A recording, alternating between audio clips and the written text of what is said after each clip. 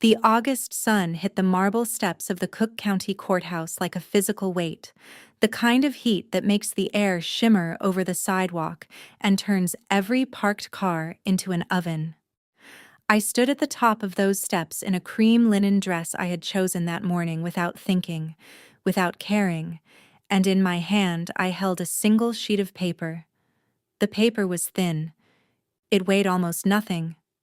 And yet it was heavier than anything I had ever carried in my 31 years on this earth, because it contained, in small typed print and a judge's raised seal, the death certificate of 5 years of my life. Dissolution of marriage. Eleanor Grace Marsh. Derek Allen Callahan. I ran my thumb over my own name, printed there in a font as indifferent as a parking ticket. Marsh. I had let it slip into the background for 5 years, tucked behind Callahan on every hotel reservation, every school reunion invitation, every holiday card. Today the court had quietly restored it to me, the way you might return a stray animal to the address stitched into its collar. I was Eleanor Marsh again, just Eleanor Marsh. And as of 11:40 that morning, the man who had shared my bed, my name, and, I would later learn, nearly everything my family had built over 3 decades, was legally and permanently a stranger. 5 years earlier, I had been the only child of Charles Marsh, founder and chairman of Marsh Dynamics, a manufacturing and logistics conglomerate that employed almost 4,000 people across 6 states. I had grown up in a house with a circular driveway and a housekeeper who called me Miss Eleanor until I begged her to stop. And when I was 26 years old, dizzy on a kind of love that felt like the only real thing that had ever happened to me, I had gone to my father's study, knelt on the Persian rug in front of his desk, and cried until my voice gave out, insisting that Derek Callahan was a good man. An ambitious man. A man who only needed a chance, a foothold, someone to believe in him the way nobody ever had. My father had looked at me that night with an expression I didn't understand until years later. Not anger, but grief.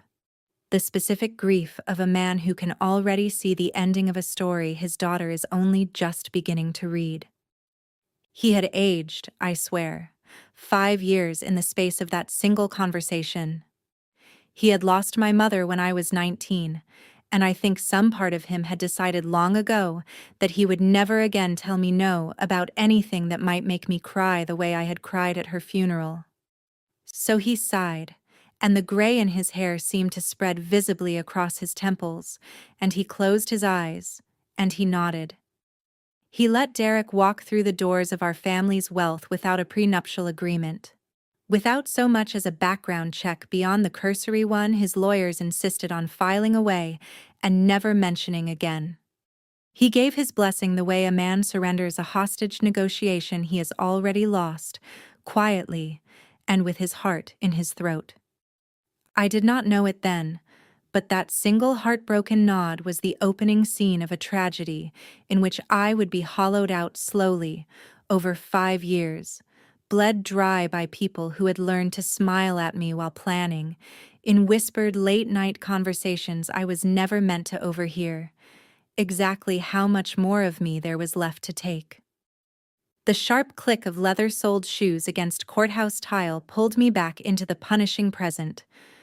Derek walked out through the double doors behind me, and even now, even after everything, I felt my stomach twist with something between nausea and disbelief at how easily he wore his own audacity. He had on a charcoal Brioni suit, a birthday gift I had bought him 2 years ago that cost more than most people in this country make in 4 months of honest work. And his hair was combed back, with the kind of care a man only takes when he expects to be photographed. His face wore an expression of undisguised, gloating satisfaction, the look of a man who has just won something, not a man who has just watched a 5-year marriage get folded up and filed away in a manila envelope. On his arm was Paige Sutton. 26 years old, a tight scarlet dress that clung to every curve she'd clearly worked hard for, and a quilted designer handbag that I recognized instantly because I was the one who had paid for it, on the supplementary card I had given Derek, for emergencies, 3 Christmases ago. The two of them looked less like the wreckage of a broken home, and more like a couple who had just walked out of a casino with the jackpot still ringing in their ears. "Well," Derek said, that half-smile curling at the corner of his mouth, the same smile that used to make my chest go warm and now made my skin crawl. "Guess that's that. We go our separate ways now, Eleanor. No hard feelings, all right? When the feelings die, you just let each other go. It's cleaner that way."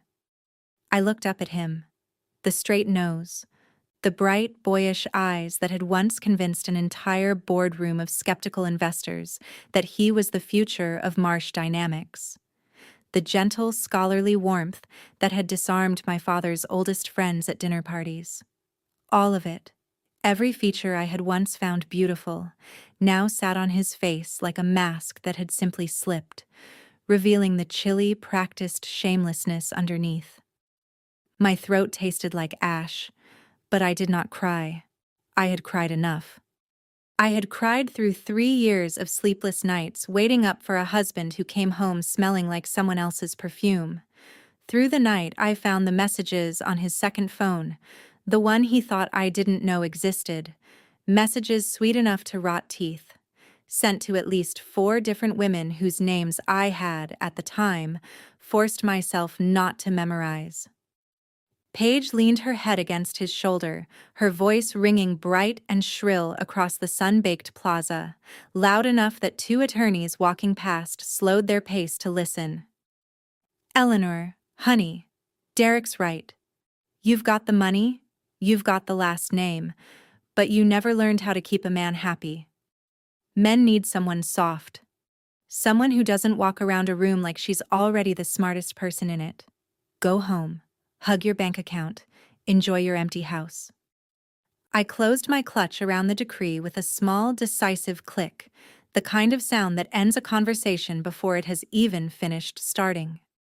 I looked Paige directly in the eyes, and I let my voice come out perfectly level, perfectly calm, the way you'd correct a child who had said something rude without understanding why it was rude. "You picked up the trash I was already in the process of throwing out," I said, "and you think you found treasure. Enjoy him. Use gloves." Derek's jaw tightened. He took 1 step toward me, close enough that I could smell his cologne, the same bottle I had bought him for his 30th birthday, and his voice dropped into a low, private growl meant only for me. "Don't get cocky, Eleanor. You really think Marsh Dynamics is still the company your daddy built? You spent the last 3 years playing house, baking banana bread and hosting charity galas while I ran operations. Do you have any idea who actually holds the levers in that building now? Your father's 71 years old and slower every quarter. Between my seat as COO and everyone my mother's placed in purchasing, in accounts, in project management, you think you can just walk in there with a piece of paper and pull us out? The roots go deep, Eleanor. You yank on them.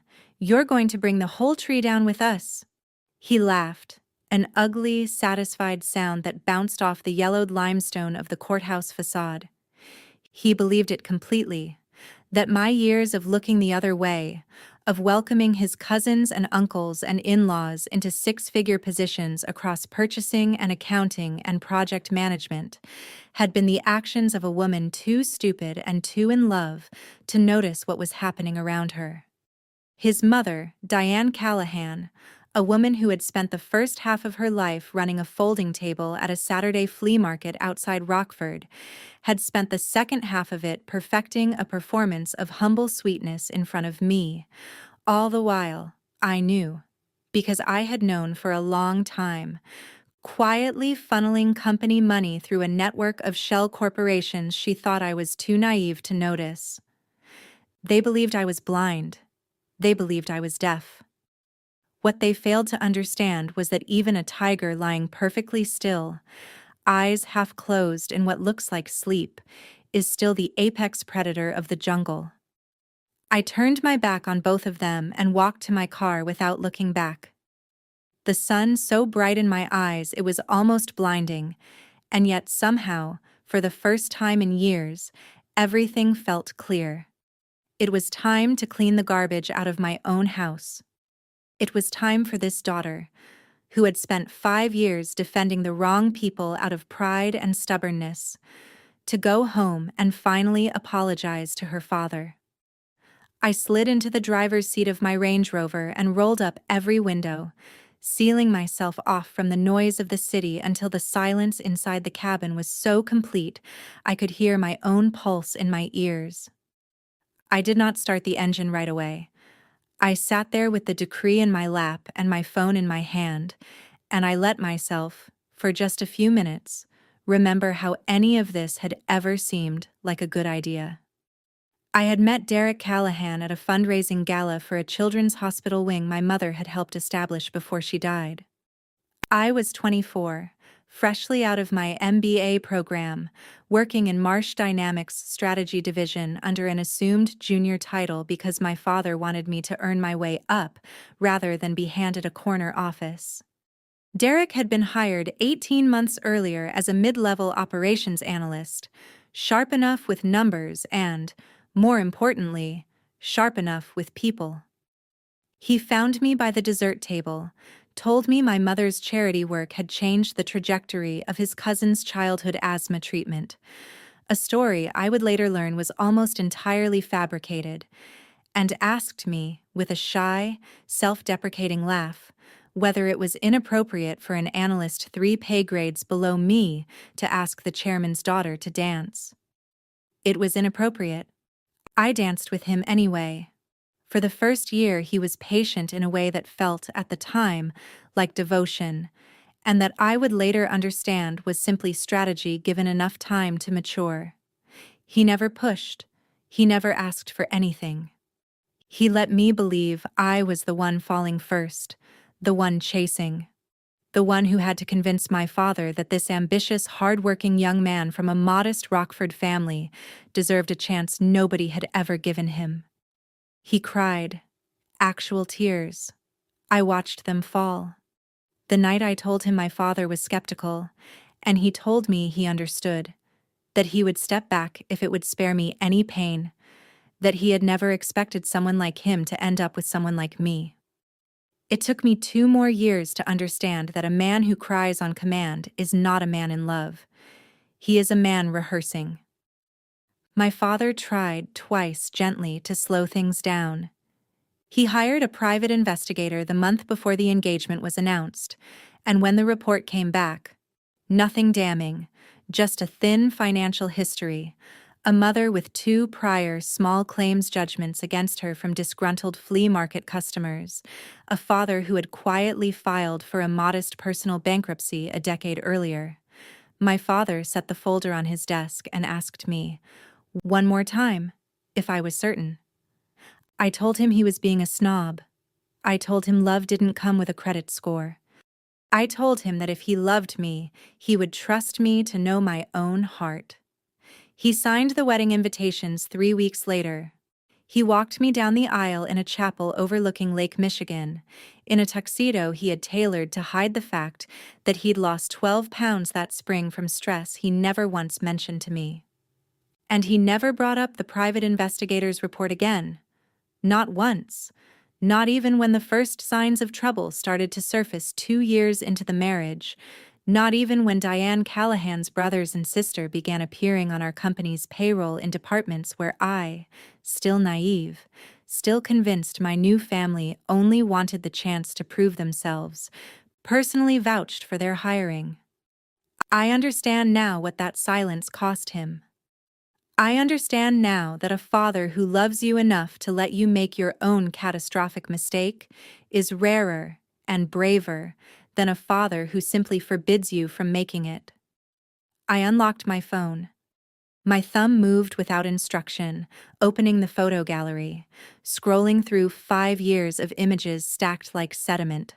The wedding in a chapel garden strung with fairy lights, Derek feeding me soup from a ceramic bowl the week I had the flu, a Christmas morning with his entire extended family crowded into the great room of the estate.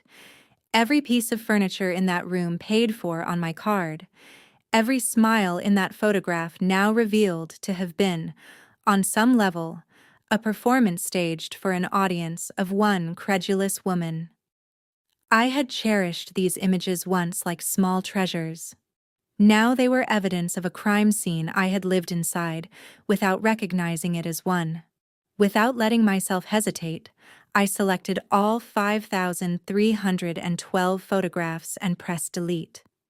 The phone, with the calm indifference of a machine that cannot understand grief, asked me, "Are you sure you want to permanently delete these items?" I smiled, a small, bitter, exhausted smile, and I pressed confirm. The screen flashed once. 5 years of curated lies disappeared in under 2 seconds. It felt exactly like watching a surgeon excise a tumor. The cut is agony in the instant it happens.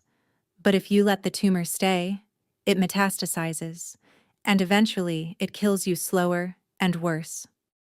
I scrolled to a contact saved simply as Dad.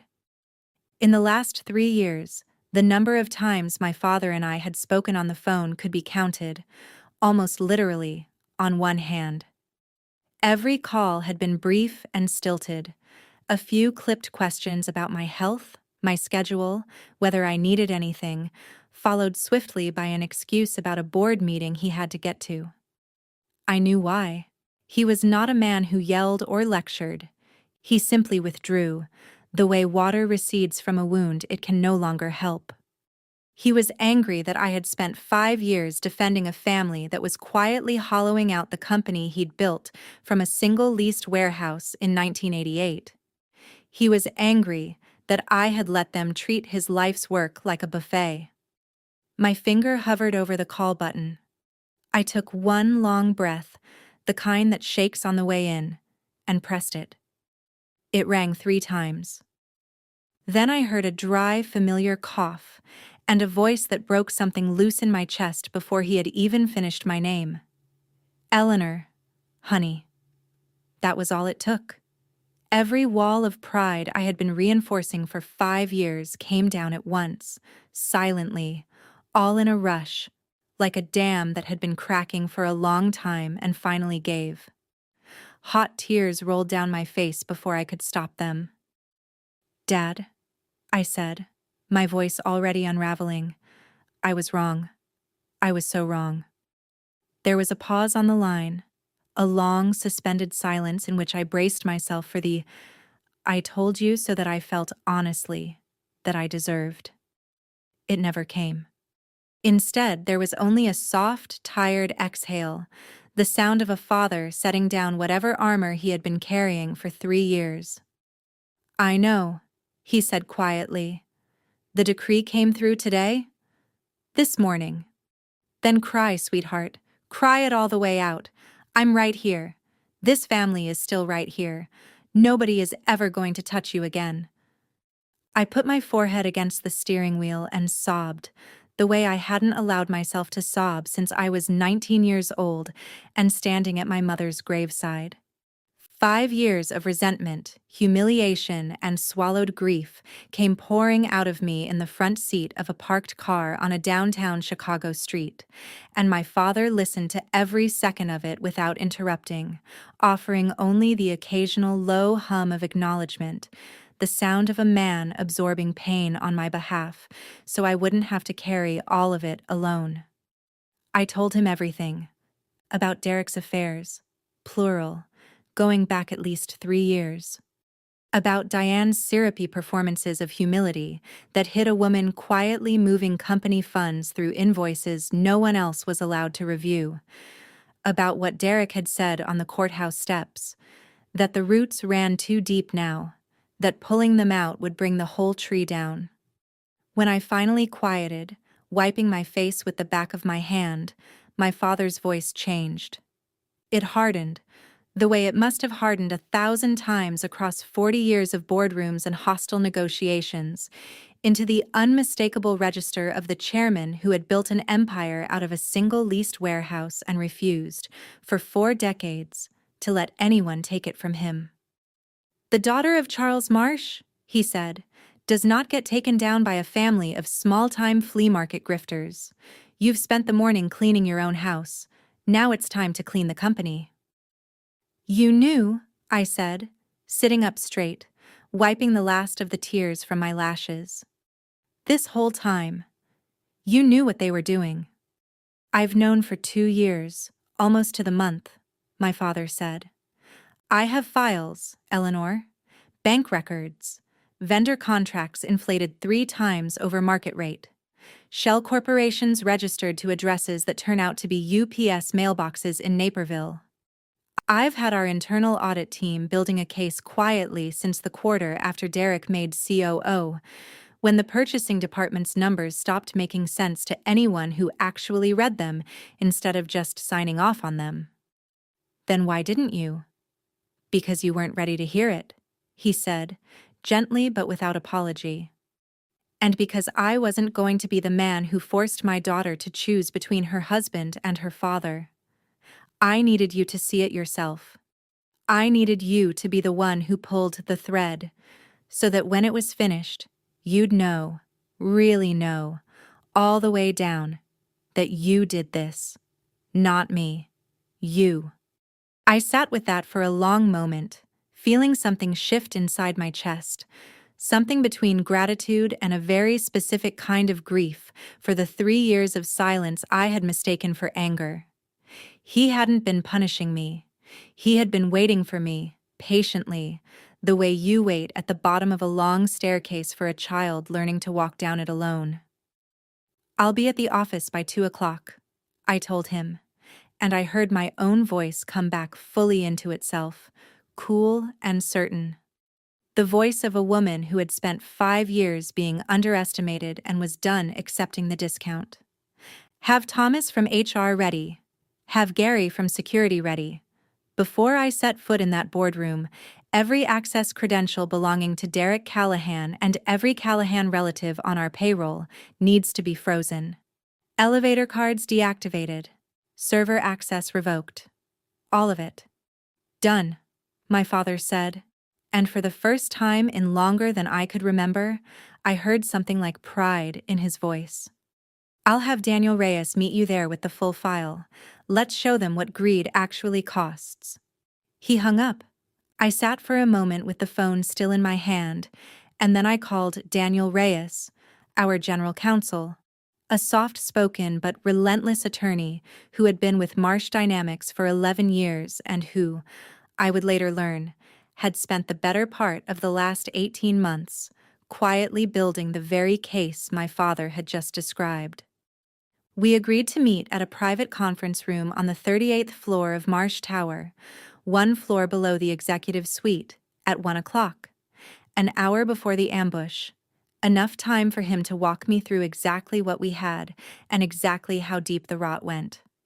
When I arrived, Daniel was already there, 3 thick binders squared neatly on the table in front of him, his tie slightly loosened, the posture of a man who had been living inside this case for far longer than he'd ever let on to me. "Eleanor," he said, standing to shake my hand, an oddly formal gesture between 2 people who had known each other for years, but one that felt right for the occasion. This was no longer a family matter, it was a legal one, and he was treating it that way out of respect. "I want to walk you through this before you go up there, because once that door opens, there's no controlled version of this conversation anymore. It becomes public inside the building within the hour." He opened the first binder. Inside were photocopies of purchasing contracts signed by Roy Callahan, Diane's older brother, installed as director of procurement 18 months into my marriage. Line by line, Daniel showed me how raw material contracts, steel fasteners, industrial adhesives, packaging materials, had been quietly rerouted through a supplier called Ridgeline Fabrication Partners, a company that, on paper, looked like any other mid-sized vendor. In reality, Ridgeline had no factory, no warehouse, and a mailing address that traced back to a strip mall shipping store on the outskirts of Rockford. The markup on every contract averaged 62% above market rate. The difference, nearly $1.1 million over 3 years, had been wired in irregular increments into an account controlled by Sandra Callahan, Diane's sister, whom I had personally recommended for the role of assistant controller 3 years earlier because she'd told me, tearfully over Thanksgiving dinner, that she'd always dreamed of working somewhere she could really matter. "There's more," Daniel said, and turned to the second binder.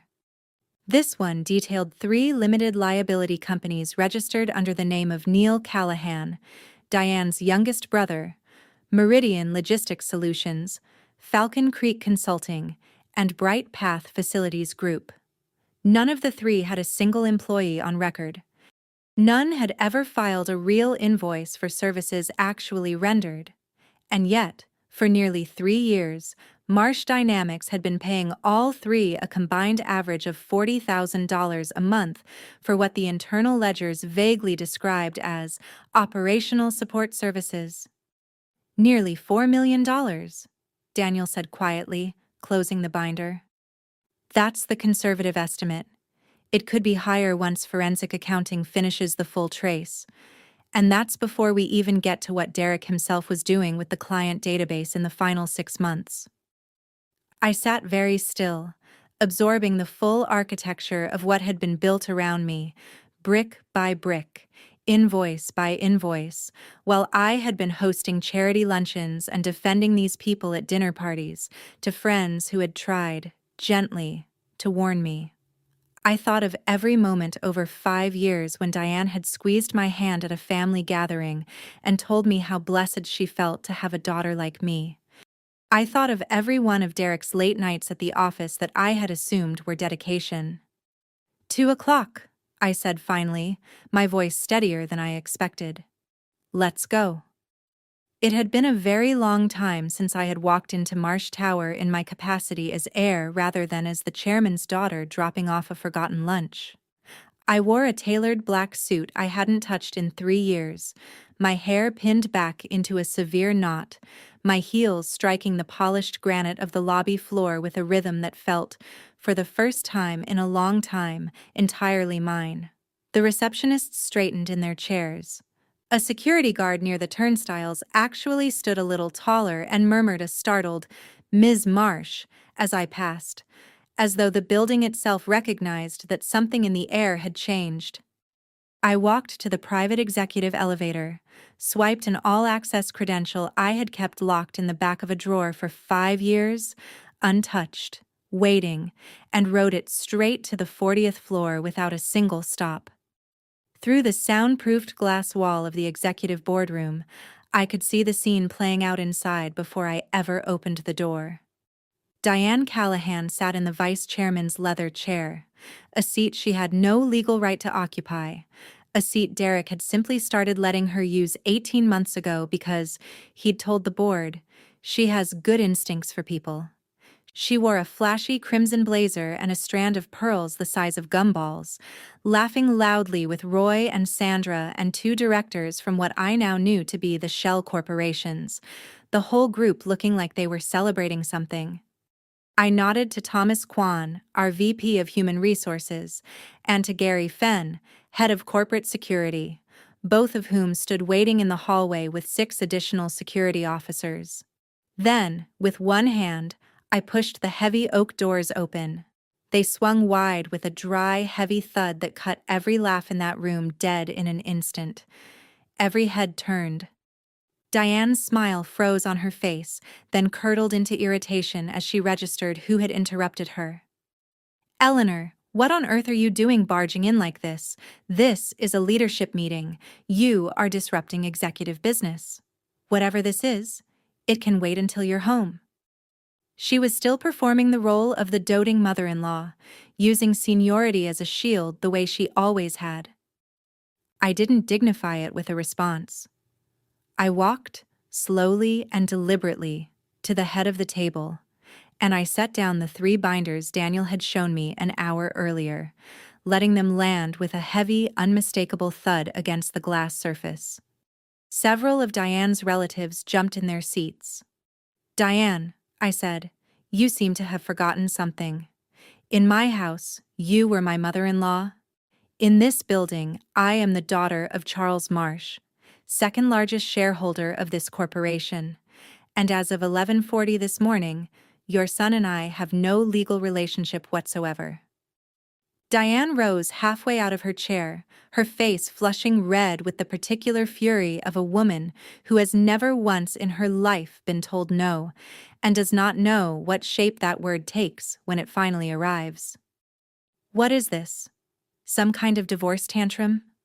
Derek hasn't said a word to me about any of this. You think because you have money you can just throw this family out into the street? Derek has been running this operation for years. Every vendor contract, every partner relationship, it's all in his hands. You push him out, this company falls apart within a quarter." I let out a short, humorless laugh. "Whether this company falls apart is not your concern anymore, Diane. Thomas." Thomas Kwan stepped forward, opened the folder in his hands, and read in the clear, unhurried voice of a man who had worked alongside my father since the company's earliest days and had waited a long time to say these particular words out loud. "By order of the chairman of the board, and on the basis of documented evidence of financial misconduct and breach of fiduciary duty, Human Resources is announcing the immediate and indefinite suspension, effective as of 10:45 this morning, of Derek Callahan, Chief Operating Officer, Roy Callahan, Director of Procurement, Sandra Callahan, Assistant Controller, and 14 additional employees directly connected to the matter under investigation. All system credentials, banking access, and building entry privileges were revoked 15 minutes prior to this meeting. Additionally, all active contracts with the vendor's Ridgeline Fabrication Partners, Meridian Logistics Solutions, Falcon Creek Consulting, and Bright Path Facilities Group have been frozen pending a referral to federal investigators." Every word landed in that room like a hammer against glass. Diane's face drained from red to a sickly, bloodless gray. Her knees buckled slightly and she had to grip the armrest of her chair to keep from sliding out of it entirely. Roy and Sandra started fumbling for their phones, opening laptops that were already displaying red-bordered error messages where their credentials used to work. "You would do this to your own family," Diane hissed, jabbing a manicured finger in my direction. Every trace of her performed gentility gone, replaced by something raw and ugly. After everything we sacrificed, I leaned down until I was at her eye level and spoke slowly, so there could be no confusion about what I was saying. "I fed your family for 5 years. I clothed your grandchildren. I gave your brothers and sister jobs most people would kill for. That is called generosity, Diane. What you did in return, funneling company funds through shell corporations, inflating vendor contracts by 60%, paying your relatives salaries for services that were never performed, that has a different name. It's called embezzlement. It's called grand larceny, and it is no longer my problem to manage quietly. Gary, please have everyone without valid clearance escorted from the building. If anyone with the last name Callahan returns to Marsh Tower without written authorization, call the police for trespassing." 6 broad-shouldered security officers stepped forward, polite but immovable, gathering coats and phones and ushering Diane's relatives toward the door amid a rising chorus of protest and disbelief. I stood with my arms crossed, watching people who had spent 5 years quietly draining my family's company get herded out like a kicked hive of hornets, and I felt something settle in my chest that I hadn't felt in longer than I could remember. Not triumph, exactly, but relief. The specific relief of finally putting down a weight I had been carrying without realizing how heavy it had become. Everything I understood standing there in that boardroom was only just beginning. 2 days later, a sudden summer thunderstorm broke over the city, rain lashing sideways against the windows of a small coffee shop tucked into an alley off Wabash, a place Derek and I used to go when we were both broke graduate students and analysts, back when we still believed a shared cup of drip coffee and a shared future were the same thing. He was the one who had texted me, begging for one last meeting so he could apologize. My heart had gone cold enough by then that I felt almost nothing reading his message. But I went anyway, not because any part of me still hoped for reconciliation, but because I wanted, personally and permanently, to end whatever performance he still thought he could stage. I sat in the darkest corner booth, stirring a black coffee I had no intention of drinking, when the door chimed at exactly 4 o'clock, and Derek walked in. He looked nothing like the man who had strutted out of the courthouse in a Brioni suit 2 weeks earlier. His hair was unkempt, falling across his forehead. His dress shirt was wrinkled, half untucked. His eyes were sunken and red-rimmed, the eyes of a man who hadn't slept properly in days. He sat down across from me, hands clasped tightly on the table, shoulders trembling in a way that, a year ago, would have sent me rushing around the table to hold him. Now I just watched. A stranger performing grief for an audience that no longer believed a word of it. "Eleanor, I was wrong," he said, his voice hoarse, tears gathering at the corners of his eyes. He reached for my hand. I pulled it back before he could touch me, and something in my expression must have registered, because he flinched. Getting frozen out of the company, it woke me up. Paige, she was just after the money. The second she realized I had nothing left, she packed up everything I'd bought her and left with some guy from a hedge fund. I know I'm a terrible person, Eleanor. I betrayed your trust. I betrayed your father's trust. But we were married 5 years. We built a life. I'm asking you, beg your dad to give me one more shot. I don't need a title. I'll take any job. Just let me stay near you and make this right." I let him finish. The corner of my mouth curled upward into something that was not a smile so much as the ghost of one. "There really is no floor to how shameless people can get," I said quietly. I reached into my bag, pulled out a small digital voice recorder and a slim manila folder, and slid both across the table toward him. "Wipe your face, Derek. There's no camera in here. Nobody's handing out an award for this performance." I pressed play. Paige's voice came through the tiny speaker first, playful and self-satisfied, layered under the low hum of a bar somewhere. "You've been on fire lately, babe, squeezing that mansion out of the old bag like that. Once we finish gutting the company, we can just move to the coast. Start fresh." Then Derek's own voice, unmistakable, warm with the exact tone he used to use with me in our first year of marriage. "Don't worry about Eleanor. She's too stupid to see it. She's so wrapped up in me she does whatever I tell her.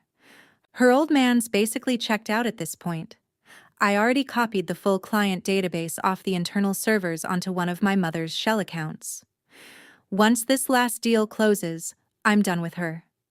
I'll bring you home like a queen." The recording ended. The rain hammered against the window. Derek's face went from flushed to bone white in the space of a single breath. His lips moved without producing sound. He grabbed the folder with shaking hands and flipped it open. Screenshots of text messages coordinating the transfer of proprietary client data. Wire transfer records showing money moved from 3 separate project accounts into a personal account under his name. "For 5 years," I said, leaning forward, keeping my voice level even as every word landed like a blade. "I loved you enough to defy my own father. I ignored your mother's greed. I let your relatives take jobs that belonged to people who actually needed them. And in return, I didn't just get infidelity. I got a coordinated plan to steal my family's company out from under us. Do you really think a few tears at a coffee shop table undo corporate fraud and grand larceny? A copy of this file is already with federal investigators. The divorce was step 1, Derek. Where you and your family belong now is behind bars." He stood up so fast his chair slammed against the wall behind him, all traces of the weeping, penitent man gone, replaced by the panic of someone finally understanding the size of the hole he'd dug. "You'd really do this? Destroy me completely? What kind of woman does that to the man she married?" I stood, calm, and left 2 20s on the table for coffee neither of us had touched. "Society's opinion doesn't pay my bills, Derek, and it certainly won't keep me up at night. But if I let a man who tried to gut my family's company walk away with an apology and a hug, that's a sin I'm not willing to commit against my father. Hire a lawyer. My attorneys will be in touch." I walked out into the rain, and the cold water on my face felt, strangely, like relief. The following morning, while I sat in my new office reviewing a stack of contracts that had been quietly neglected during the chaos of the past week, my phone rang. Daniel Reyes's name lit up the screen, and his voice, when I answered, was steady, but carried the particular weight of news that changes the shape of a day. "Eleanor, last night Derek broke back into headquarters using a backup key card that hadn't been fully deactivated. He was attempting to copy the core client database onto an external drive. Security caught him on camera and in person. He's been formally charged with corporate espionage and theft of trade secrets. The evidence is airtight." I set my pen down on the desk and leaned back in the leather chair that had, until recently, belonged to men who had underestimated me at every turn. I let out a long breath. He simply could not accept that it was over.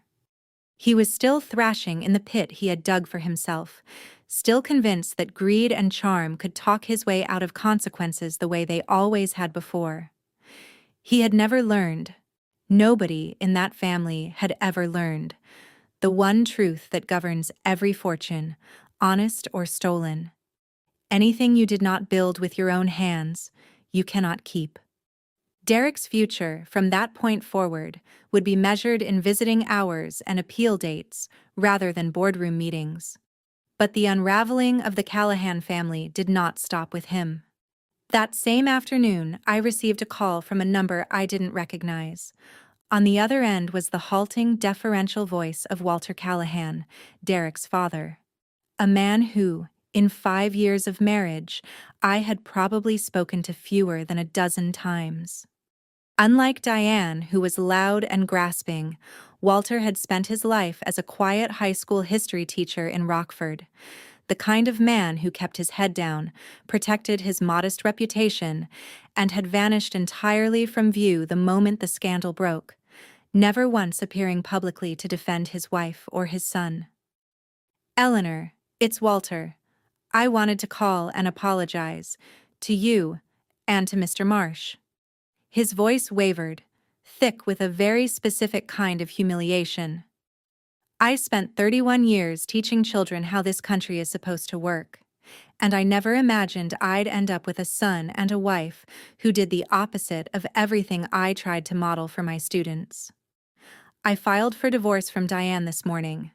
I've asked the court to separate my pension and the small house in Rockford so none of it gets frozen along with whatever the federal investigators find. I have no further connection to either of them. I only ask, if you're able, that you not make any of this public in a way that reaches my old school. I'd like to keep some small piece of dignity in front of my neighbors." Listening to those quiet, self-protective excuses, I felt something that was not quite sympathy but adjacent to it.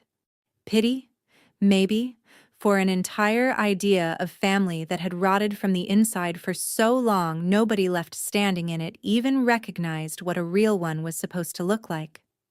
When there had been money and status to enjoy, everyone had crowded in close. Now that the roof was coming down, the man who was supposed to be its foundation stepped calmly out from underneath it to save his pension and what remained of his ego.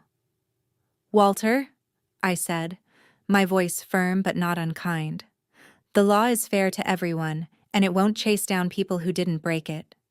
I hope that once this settles, you find something real, Not the kind of peace you get from walking away from your family the moment it becomes inconvenient, but something you've actually earned. I hung up, closing the final open door between myself and the Callahans, and turned back to the mountain of work still waiting on my desk.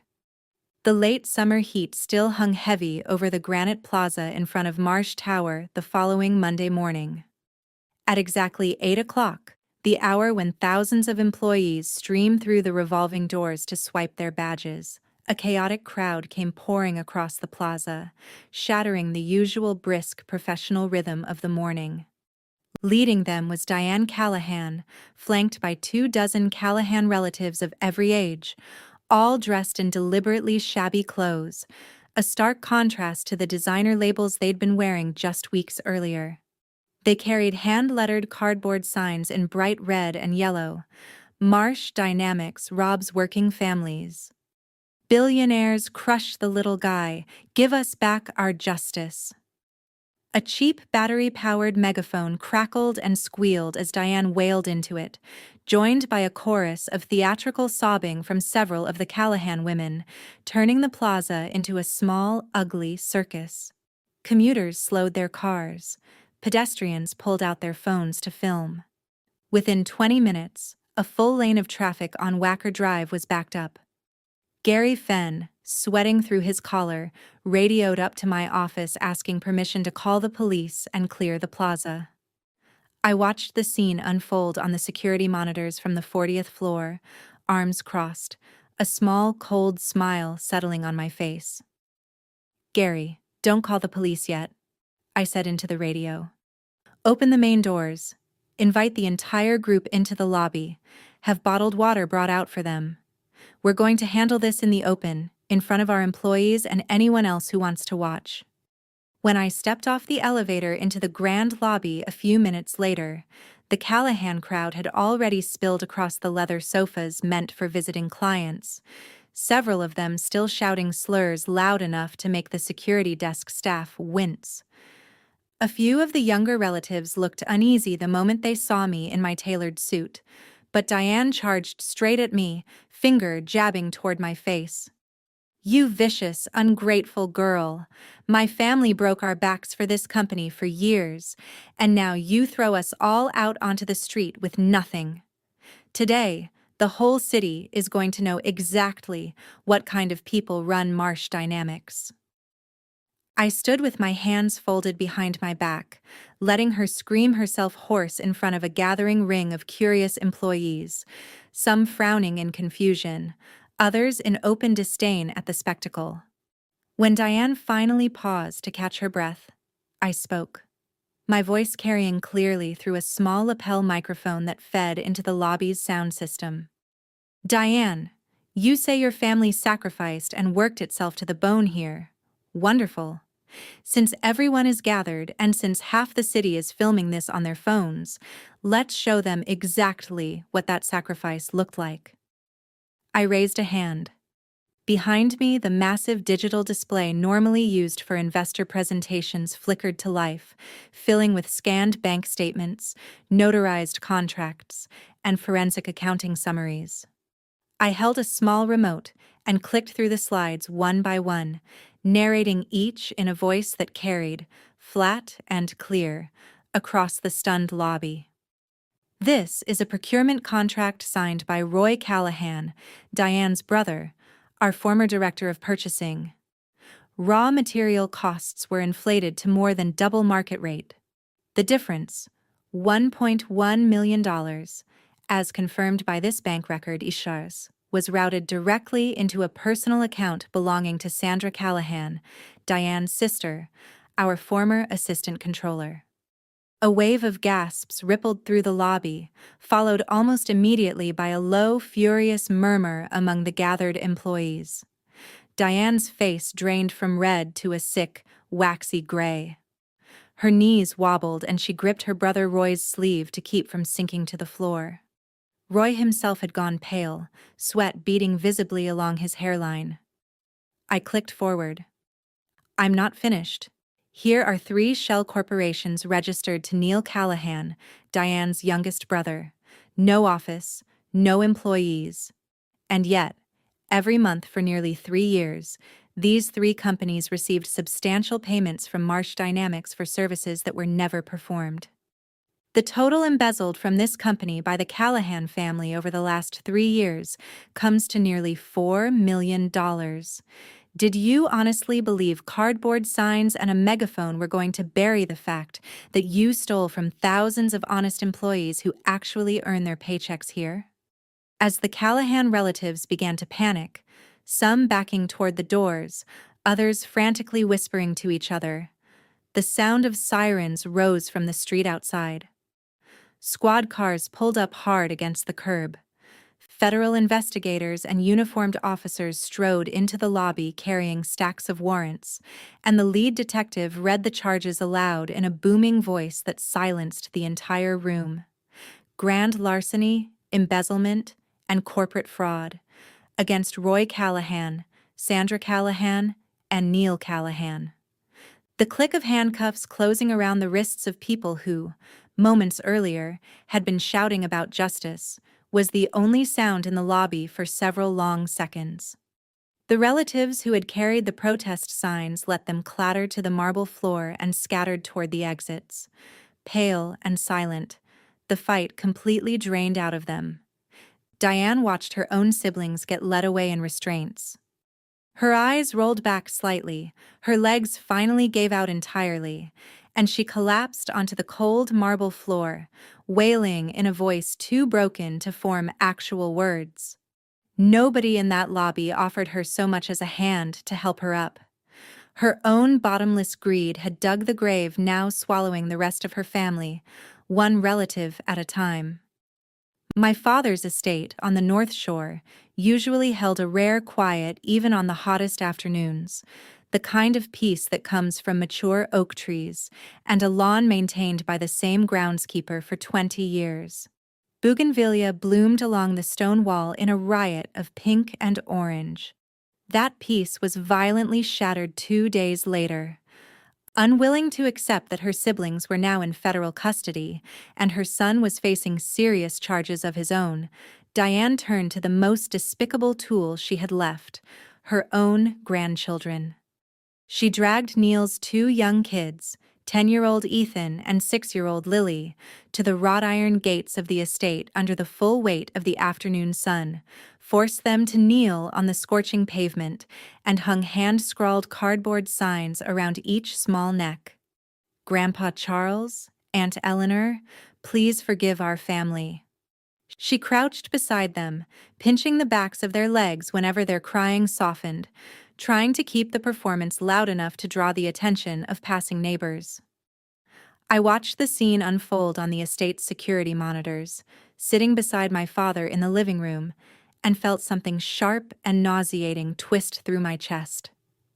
What kind of woman drags her own grandchildren into the blistering heat and uses them as human shields for her own crimes?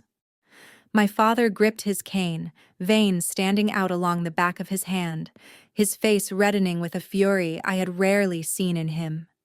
He drew a long breath, rose slowly, and spoke in the flat, unshakable tone of a man who had survived 4 decades of corporate warfare without once raising his voice unnecessarily. Eleanor, open the gates. They brought this to our front door. The Marsh family doesn't hide from anything. Even a tiger doesn't eat its own cubs. If a person can sink this low, there's nothing left in them worth protecting. The gate swung open. A small cluster of neighbors had already gathered along the sidewalk, murmuring and pointing. My father walked out ahead of me, thin but upright, moving with the steady, deliberate gait of a much younger man. He didn't spare Diane, sprawled theatrically on the pavement, a single glance. He walked straight to the 2 children, crouched down with visible effort, and placed a trembling hand on Lily's small shoulder before turning to look directly into Ethan's eyes. "Diane," he said without turning around, his voice suddenly a thunderclap that silenced the entire street. "Get up off the ground." Diane flinched, startled out of her performance, and looked up at him with red, swollen eyes. My father struck the tip of his cane against the pavement. Because of your greed, because of money you stole, you have the audacity to drag 2 children out here and make them kneel like this is something they did wrong? Who exactly are they begging forgiveness from? The crimes your son and your siblings committed will be judged by the courts. These children have done nothing. They are not a shield for your cowardice. Diane sputtered, grasping for the last scraps of authority she could muster in front of a growing audience of neighbors filming on their phones. You're the cruel one. My grandchildren are losing their father. My whole family is destroyed. And it's because your daughter is a jealous, heartless. You people are cold. Before she could finish, something happened that stunned everyone standing on that sidewalk, my father included. Ethan, usually the quiet, withdrawn kid I remembered from a handful of family gatherings, stood up on his own. His face was streaked with dirt and tears, but his eyes held something fierce and clear that no 10-year-old should have had to summon on his own. He looked at the neighbors recording on their phones, then down at the cardboard sign hanging from his own neck. With a sudden, furious motion, he grabbed the string with both hands, snapped it, and hurled the sign to the ground, stomping on it once. "Grandma, stop making me kneel," he said, his voice cracking but carrying clearly across the silent street. "I'm so embarrassed." He turned, took his little sister's hand, pulled the sign from around her neck too, and threw it aside. Then he looked up at Diane with an expression of bottomless, wounded disappointment that seemed far too old for his face. "My teacher says if you do something wrong, you have to take responsibility for it. Dad did something wrong. He has to deal with it. You told me coming here would fix things, but it doesn't fix anything. It just makes it worse." He gripped Lily's hand and walked the two of them away down the sidewalk, small, but somehow entirely unbreakable, their shadows stretching long across the pavement in the late sun. Diane stood frozen, covering her face, sobbing in a delayed, bitter regret that came too late to mean anything. Her final gambit, using 2 children's dignity to manufacture sympathy, had just been dismantled by her own 10-year-old grandson in front of a street full of witnesses. My father watched the children until they disappeared around the corner, his eyes glistening. He let out a long breath, turned, and walked back inside without another word, leaving Diane alone in the wreckage of a scheme that had failed in the cruelest, most instructive way possible. The curious crowd of neighbors had barely begun to disperse after Ethan and Lily disappeared down the block when a passenger van screeched to a stop at the curb outside the estate. Frank Callahan, Derek's uncle, freshly fired from his position in project management that same morning, climbed out first, followed by nearly a dozen other relatives, their faces flushed with a rage that had nothing performative left in it. No more of the fawning deference they'd shown Diane for years. Frank stormed up to where Diane still sat crumpled near the gate and jabbed a finger down at her. "Diane, what the hell did you do? This morning half the family was sitting at our desks like normal, and suddenly security's packing up our things and walking us out the door like we're criminals. They're saying your side of the family embezzled and committed fraud. What is going on? You told us to come work here so we could all finally get a piece of something good, and now we've lost our jobs. How exactly are you going to fix this?" Diane scrambled unsteadily to her feet, her clothes rumpled, mascara streaked down both cheeks, trying to salvage whatever authority remained to her as the matriarch of the family. "Frank, calm down, we'll figure this out. It's Eleanor. She's punishing all of us because she's bitter about the divorce.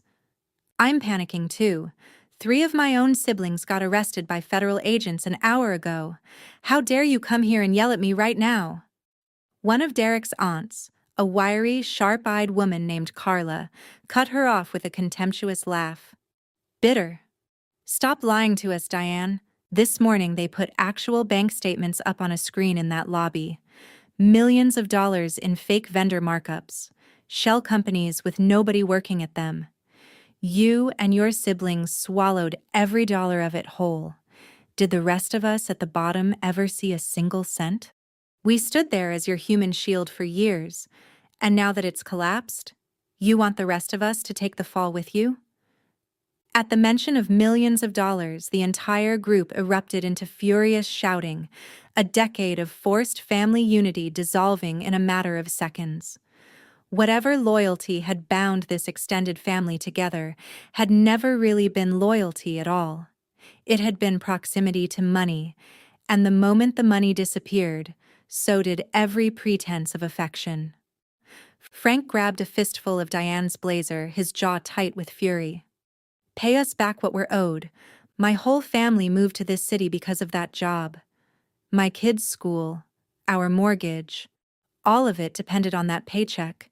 And now my background check's flagged for federal fraud investigation just because I share your last name. Who's going to hire me now? You swallowed millions. You're going to pay us for the damage you caused. Or I swear to God, I'll make sure everyone in this state knows exactly what you did. I watched all of it unfold from the second-floor balcony of my father's house, arms crossed, feeling nothing that resembled satisfaction, only the bleak recognition of what happens to people whose entire value system runs on greed the moment the gold runs out. These were people who had spent years bleeding my family dry together, and now, cut off from the source, they were prepared to tear each other apart with the same efficiency. Derek stood off to one side near the gate, visibly shrinking, his face pale as he watched relatives he'd always considered beneath him turn savage in front of the whole street.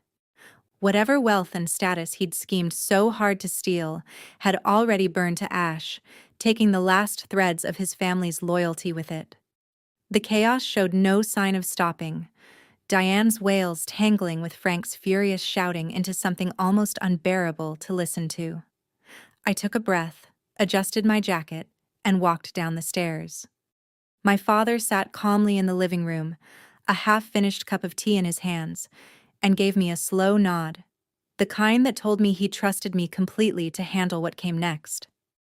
I had Gary open the gates again, this time facing directly into the middle of the shouting match. My presence stopped the crowd cold. The hands gripping Diane's collar loosened and fell away. I stepped onto the porch, sweeping my gaze slowly across the haggard, frightened faces gathered on the driveway, and spoke in a voice that wasn't loud, but carried enough weight to end the argument on its own. Are you finished? This is private property.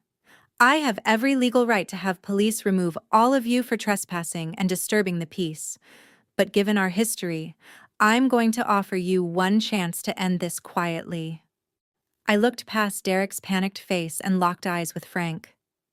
I know most of you standing here had nothing to do with the embezzlement Diane and her 3 siblings orchestrated. You were used as cover, the same way I was. Marsh Dynamics runs on rules, but it also runs on basic decency. For anyone who broke no laws, I will personally instruct HR to pay out this month's full salary along with legal severance, and the company will issue clean letters of recommendation so you can find new positions elsewhere. I let that sink in for a moment before delivering the second half. That offer is only good for people who leave this property right now and cut all ties permanently with anyone currently under federal investigation. If you'd rather stay here and defend Diane, that's your choice. But tomorrow morning, your employment files go straight to federal investigators as part of an expanded inquiry into possible accomplices. It didn't take 10 seconds for Frank to start backing away, hands raised. Ms. Marsh, if that's the deal, we're taking it. We didn't know anything. We swear. We're leaving right now. He herded the rest of the relatives back into the van without a single one of them looking back at Diane. The van pulled away in a cloud of exhaust, leaving a chilling silence on the driveway. Diane sat slumped on the pavement, staring blankly at the van as it disappeared, muttering incoherent fragments to herself like a woman who had just watched her entire world collapse in real time. It was Derek who finally stepped forward to help his mother up, but instead of comfort, his voice was thick with resentment. You see what you did, Mom? I told you to keep it small. I told you not to bring the whole family into the company. You had to have everything. Now it's blown up. I lost Eleanor. I lost my job. And you lost every dollar you stole. You ruined my life. Do you understand that?" Diane froze, staring at the son she had always been so proud of, and something in her finally snapped. She swung her arm with the full force of years of pent-up desperation and slapped him hard across the face, the sound cracking sharply across the driveway, leaving a bright red imprint on his cheek. "You ungrateful child!" she screamed. "What do you think I did all of this for? To build you your own company someday. To keep that girl of yours in designer purses. And now you turn around and blame all of it on me?" Her cries echoed across the quiet street, closing the curtain on a family that had shared a roof, but never a genuine bond. A family finally turning its claws on itself now that there was nothing left to steal. That night, after the last of the Callahans had driven off and my father had gone to bed early, exhausted in the particular way that only comes after a day of holding your spine straight through pure will, I drove back into the city alone. I didn't go to my apartment.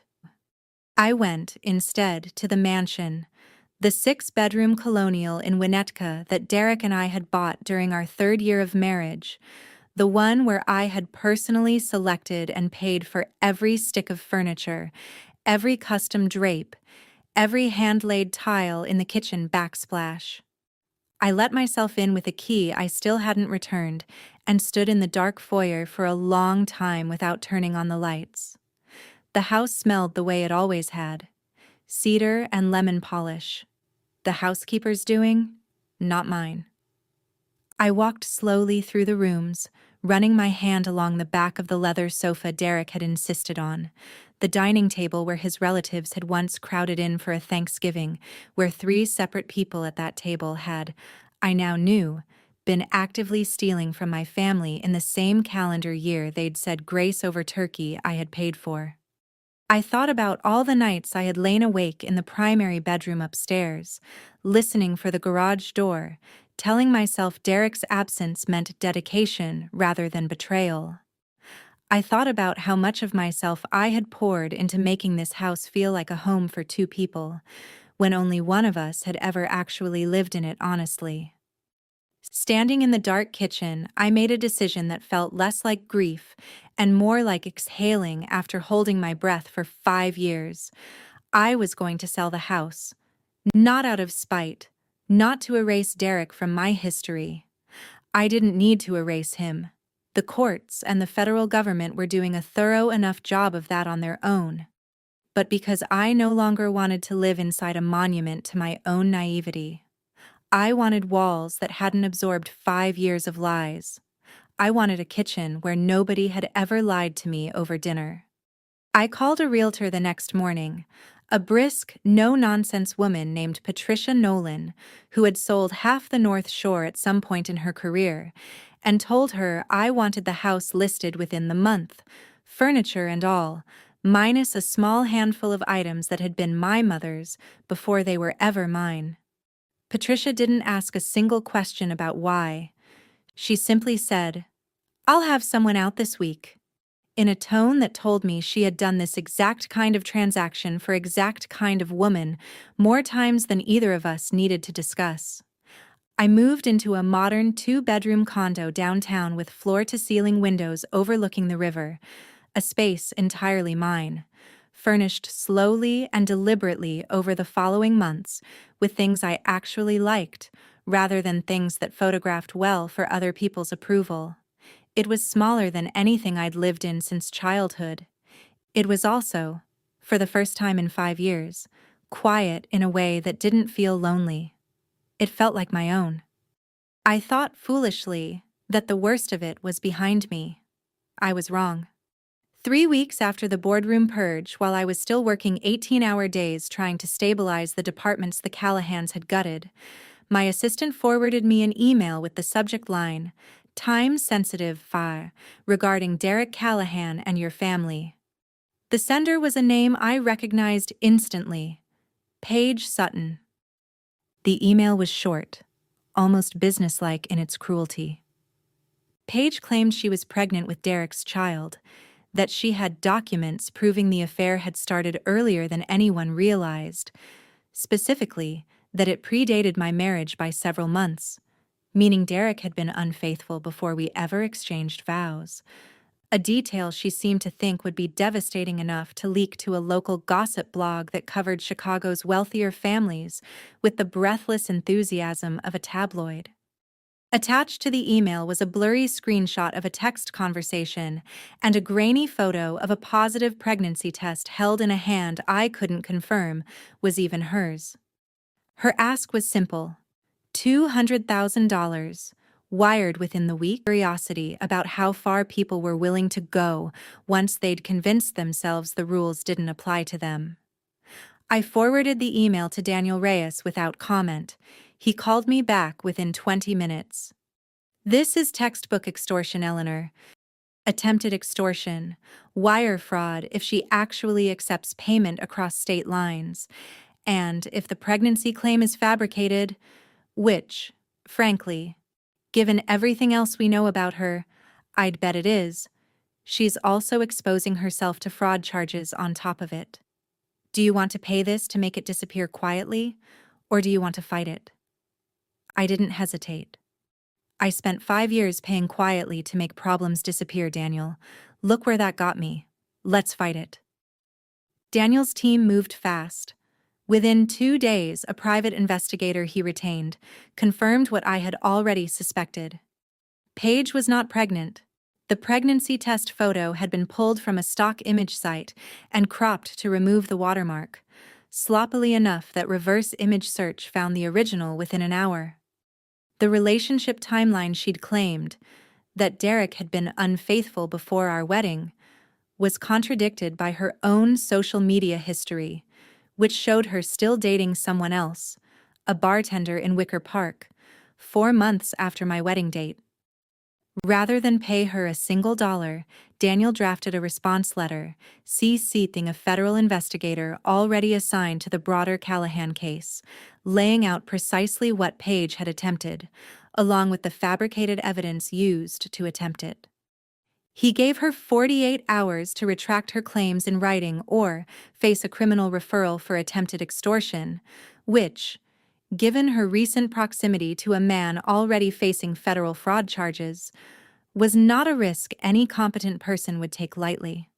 Paige folded within 6 hours. Her retraction, when it came, was groveling and pathetic, insisting she'd made a mistake and had no intention of following through, a claim that rang about as true as everything else that had come out of her mouth since I'd met her on a courthouse plaza. Daniel filed it away in case it was ever needed again and moved on. I never heard from her after that. I remember sitting at my desk after the whole matter resolved, looking out at the skyline through my office window, and thinking about how strange it was that I felt no satisfaction in her downfall, no particular vindication. It was simply one more piece of debris cleared from a house I was still, slowly, learning to rebuild. There would always be people willing to try to take advantage of a moment of visible vulnerability. The only real defense, I was learning, was refusing to be quiet about it. By the time the leaves along Michigan Avenue had started to turn, the worst of the legal chaos had settled into a slow, grinding process of depositions and discovery that would occupy attorneys on both sides for the better part of a year. Derek's espionage and fraud charges were moving toward trial. Roy, Sandra, and Neil had all accepted plea deals rather than risk a jury, each of them agreeing to restitution schedules that would take most of a decade to complete, assuming they ever managed to find employment again that paid enough to make a dent in it. Diane had not been criminally charged. Her signature, cleverly, appeared on almost nothing directly. But the civil suit Marsh Dynamics filed against her personally for facilitating and directing the fraud was, according to Daniel, about as close to a slam dunk as these things get. My father called a full board meeting in October, the first one in nearly 2 years, where every seat at the table would be filled by someone who had actually earned their place there. He opened the meeting not with a financial report, but with an announcement that caught me completely off guard. "Effective this quarter," he said, looking directly at me down the length of the mahogany table. "I am appointing my daughter, Eleanor Marsh, as co-chief executive officer of Marsh Dynamics, with full operational authority effective immediately, and a clear path to the sole chairmanship upon my retirement, which I intend to formalize within the next 18 months. I hadn't been warned. I sat there for a moment, feeling the entire room's attention settle on me, a mixture of surprise and, from board members who had known me since I was a teenager attending my first shareholder meeting in a stiff dress my mother had picked out, something that looked almost like relief. "I built this company from a single leased warehouse because I refused to let anyone else decide what I was capable of," my father continued. "For 5 years, my daughter let people underestimate her because she believed loyalty and love were the same thing. She has spent the last 2 months proving, decisively, that she is capable of running this business with more discipline and more clarity than most people who have held that title for decades. I trust her with this company because she has already shown me, under fire, exactly the kind of leader she is." I gave a short acceptance speech I hadn't prepared. Something about earning trust rather than assuming it, about how the last 5 years had taught me more about human nature and about myself than any MBA program ever could, and about my intention to spend my tenure building a culture at Marsh Dynamics where nepotism could never again quietly calcify into theft. The board approved the appointment unanimously. My first order of business as co-CEO was not glamorous. I spent the following weeks personally reviewing every vendor contract signed in the last 5 years, cross-referencing every hire made during my marriage against actual qualifications and actual performance reviews, quietly correcting a system that had rewarded proximity to Derek and Diane over competence for far too long. I promoted Thomas Kwan to Chief Human Resources Officer, a role he'd essentially been performing without the title for a decade. I gave Gary Fenn's security division a direct reporting line to the board, rather than to operations, closing the exact loophole that had let a compromised COO quietly keep his own keycards active long after they should have been revoked. And I brought in an outside audit firm to conduct a full forensic review of every department the Callahans had touched, a process that would ultimately recover, over the following year, close to $2.6 million in misdirected funds. Not everything that had been taken, but enough to feel, finally, like the bleeding had stopped. Through all of it, there was one person who had never once told me she'd seen this coming. Never once said, "I told you so," even though she absolutely could have. Maggie Delgado had been my roommate at Northwestern, and in the years since, my closest friend. One of the few people from my old life who had never asked me for a single favor, a job, or an introduction to my father.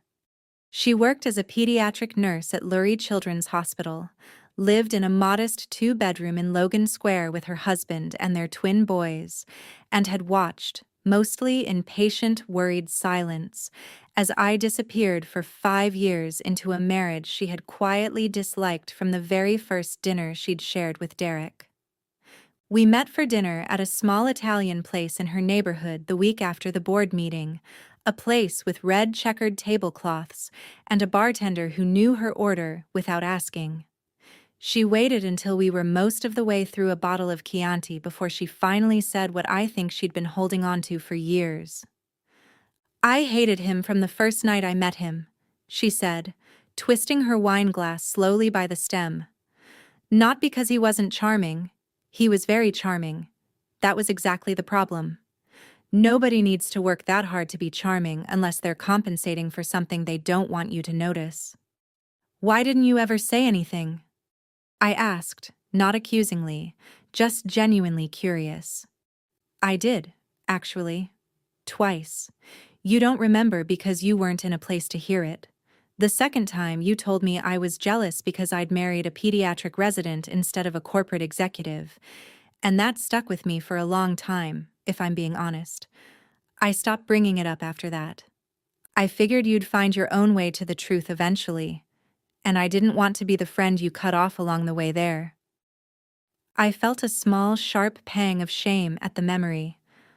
I did remember saying something like that, in the defensive, brittle way people say cruel things when they're protecting an illusion they've already started to suspect is cracking. I'm sorry, I said. That wasn't fair to you. You don't need to apologize for surviving something, Maggie said, reaching across the table to squeeze my hand. You need to apologize for the year you spent being insufferable about it, which, frankly, you just did. So we're square. She grinned, and something in my chest finally loosened after weeks of held tension. I'm proud of you, Eleanor. Genuinely. Not because you took the company back. Though good for you, obviously. Because you didn't disappear into bitterness. You could have.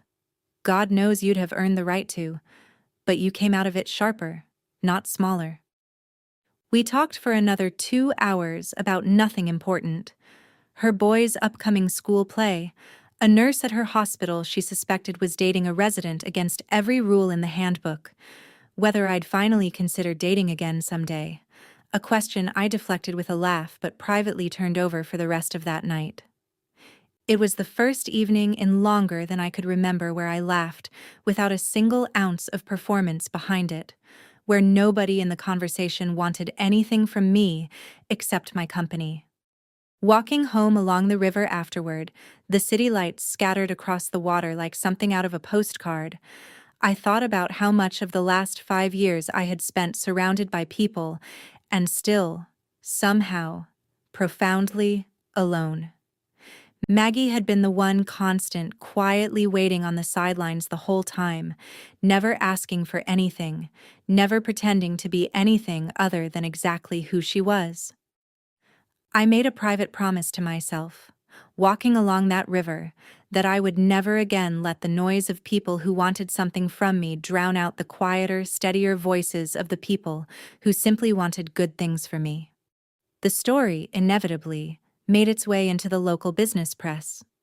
A reporter from the Chicago Tribune's business desk had been quietly working a piece for weeks, once word leaked that federal charges had been filed against 3 former Marsh Dynamics executives, and by the time she called my office requesting comment, most of the broad strokes were already public record through court filings.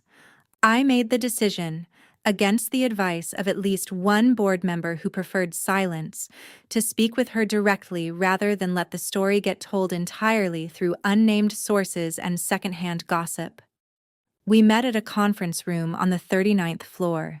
The reporter, a sharp, no-nonsense woman named Renata Ford, who had covered Chicago corporate scandals for over a decade, recording our conversation with a small device set neatly between us on the table. There's a version of this story, Renata said, where you're just a wealthy woman who got embarrassed by her ex-husband's family and used her father's money to crush them. I assume you'd like to offer a different version. I'd like to offer the true version, I said, which is that a family used a 5-year marriage as cover to embezzle nearly $4 million from a company that employs almost 4,000 people across 6 states. Every single one of the criminal charges in this case came from a federal investigation, not from me settling a personal score. I didn't press charges because my feelings were hurt. I pressed charges because ignoring what happened would have meant deciding that some employees' retirement funds and job security mattered less than my own discomfort about admitting I'd been deceived. Renata asked, not unkindly, whether I had any regrets about how publicly the confrontation in the company lobby had played out, given that 2 children had briefly been part of the spectacle outside my father's estate, footage of which had already circulated on social media by the time we sat down together. My only regret, I told her, is that it took me 5 years to see clearly enough to protect the people around me, including, frankly, 2 children who never should have been dragged into any of this by their own grandmother. I don't think there's a version of accountability that doesn't occasionally look uncomfortable from the outside. I'd rather it look uncomfortable and be honest than look tidy and let people keep getting hurt quietly, the way I was, for years, because nobody wanted to make a scene. The piece ran 2 weeks later under the headline, The Reckoning at Marsh Dynamics: How One Family's Greed Nearly Sank a Chicago Institution.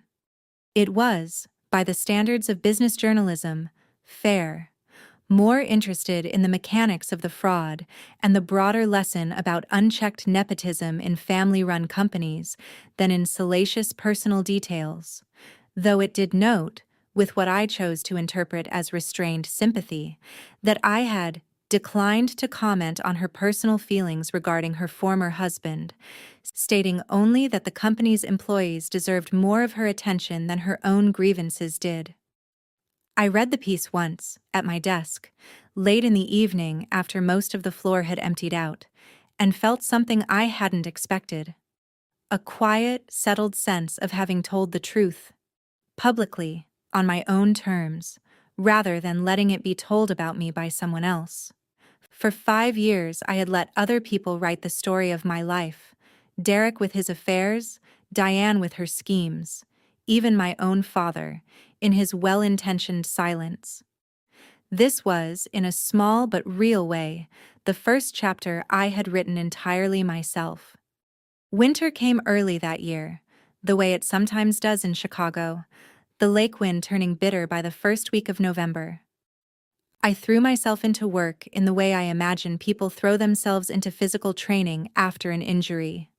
Not to avoid feeling the pain of what had happened, but because rebuilding something with my own hands, one contract and one hire and one policy change at a time, was the only thing that made the last 5 years feel like they had produced something other than loss. I restructured the procurement department entirely, instituting a rule that no employee could directly supervise a family member without a secondary layer of independent financial review, a policy so basic it embarrassed me that Marsh Dynamics hadn't already had one. I sat in on interviews personally for the first 6 months, not because I didn't trust our hiring managers, but because I wanted, for my own peace of mind, to be certain that every new person walking through our doors was there because of what they could do, not who they were related to.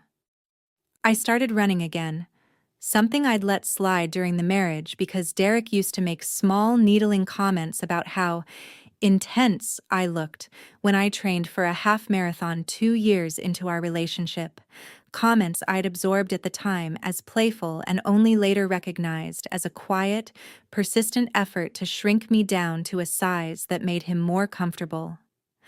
I ran along the lakefront path most mornings before work that winter, the cold burning in my lungs, and found that the sharper the wind, the clearer my head felt by the time I reached my desk.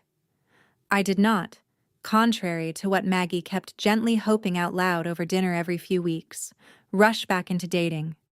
I went on exactly 2 dates that entire winter, both arranged through mutual acquaintances, both perfectly pleasant and entirely unremarkable, and I turned down a third with a kind but oddly persistent architect because some quiet, newly protective instinct in me recognized, almost immediately, the particular flavor of a man who complimented my ambition a little too enthusiastically in a first conversation.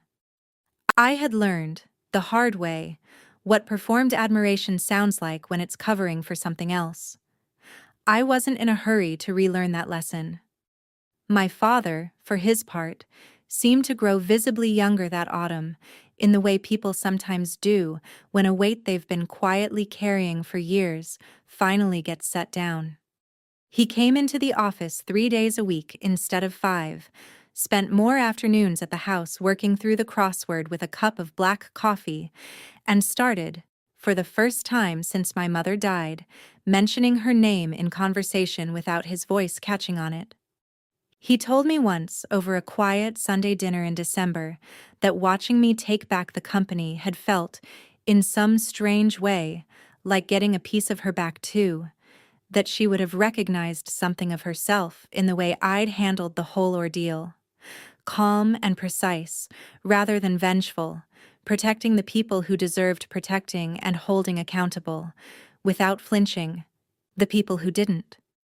Your mother never raised her voice in her life, he told me, turning his coffee cup slowly on the table. Not once, not even when she was furious. She used to say that anger loses its power the moment you let it get loud. You get that from her. I used to worry, when you were young, that you'd inherited my temper instead. I'm glad I was wrong. Derek's trial came in the spring, nearly 10 months after the day I'd stood on the courthouse steps holding a decree that felt weightless in my hand and impossibly heavy in my chest all at once. I hadn't planned to attend every day of it. Daniel had advised against it, worried the defense might try to paint my presence as vindictive theater for the jury.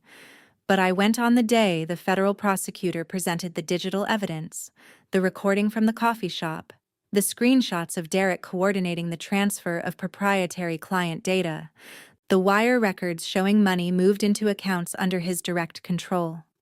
I sat 3 rows back, in a plain gray blazer, and watched a man I had once promised to spend my life with sit very still at the defense table while his own voice, "Don't worry about Eleanor. She's too stupid to see it," played through the courtroom's speakers for a jury of 12 strangers to judge. He didn't look at me once during the entire proceeding. I found, somewhat to my own surprise, that I didn't need him to. The jury deliberated for just under 6 hours. Derek was convicted on charges of corporate espionage, theft of trade secrets, and wire fraud.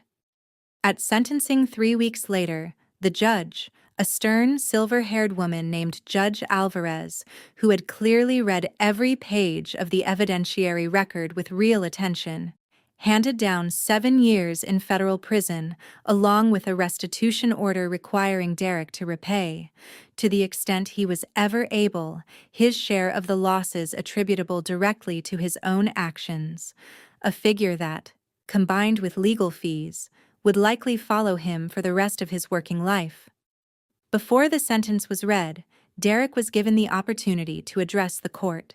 He stood, his suit noticeably looser than it had been 10 months earlier, and delivered a halting statement about regret and lost opportunity that struck me, even then, as more concerned with his own narrative than with any real accounting of what he'd done. He did not mention me by name. He did not mention the thousands of Marsh Dynamics employees whose jobs had been put at risk by his and his family's greed. He talked mostly about how much he had lost. I left the courthouse that afternoon without speaking to any reporters gathered outside, walked 3 blocks in the spring sunshine to a small park along the river, and sat on a bench for nearly 20 minutes without checking my phone once. I did not feel triumphant. I did not feel avenged. Exactly in the way I might have expected to feel a year earlier, sitting in a parked car outside that same courthouse with a fresh decree in my lap. What I felt, mostly, was finished. The specific quiet relief of closing a book you'd been afraid, for a long time, that you might never reach the end of. Diane's civil trial concluded a few months later with a judgment against her for just over $3 million, an amount she would almost certainly never be able to fully repay, given that most of what she'd stolen had already been seized as part of the criminal restitution owed by her siblings. She sold the modest condo she'd moved into after her divorce from Walter finalized, and according to a distant cousin who occasionally still called our HR department fishing for information, she now worked part-time at a discount retail store outside Rockford, not far from the flea market where she'd started out decades earlier, back before she ever imagined the distance she might travel, and the distance she would eventually be forced to travel back. There was one loose thread from that whole ordeal that I couldn't let go of, no matter how many months passed. Ethan and Lily, Neil's children, caught up in a scheme that was never theirs, made to kneel on hot pavement by a grandmother who should have protected them instead of using them. I thought about that 10-year-old boy snapping the string of a cardboard sign and walking his little sister away down the sidewalk more often than I probably should have, given how many other things demanded my attention that year. I asked Daniel, quietly, off the record, whether there was any way to find out how the two of them were doing without it looking like I was trying to insert myself into a family that had every reason to want nothing more to do with the Marsh name. He came back a week later with a modest, careful answer. Their mother, Neil's ex-wife Rachel, had full custody, had never been implicated in any of the fraud, and was, according to public court records related to Neil's restitution case, struggling financially now that both her ex-husband's income and the family's collective largesse had evaporated overnight. I didn't call Rachel myself. I asked Daniel to reach out through her attorney instead, carefully, with an offer that had no strings attached and no request for public acknowledgement. A fully funded educational trust for both children, covering private schooling through college, administered by an independent trustee with no connection to Marsh Dynamics or to me personally, structured so that neither Rachel nor the children would ever need to interact with anyone from my life to access it. I asked, specifically, that my name never be attached to it in any paperwork the children might one day see.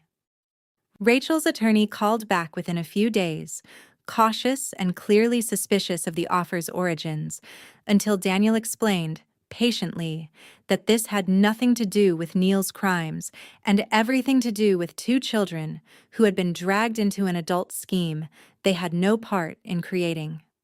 Rachel accepted, on the condition that she could write me a letter.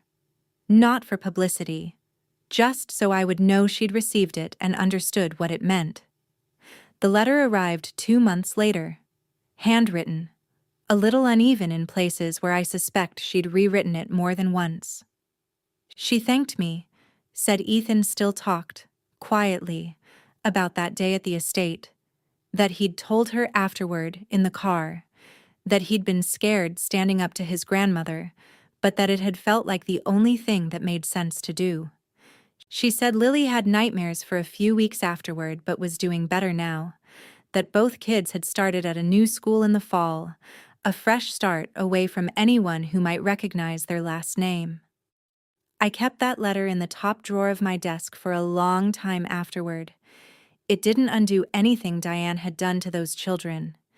It didn't erase the image of two kids kneeling on scorching pavement with cardboard signs around their necks.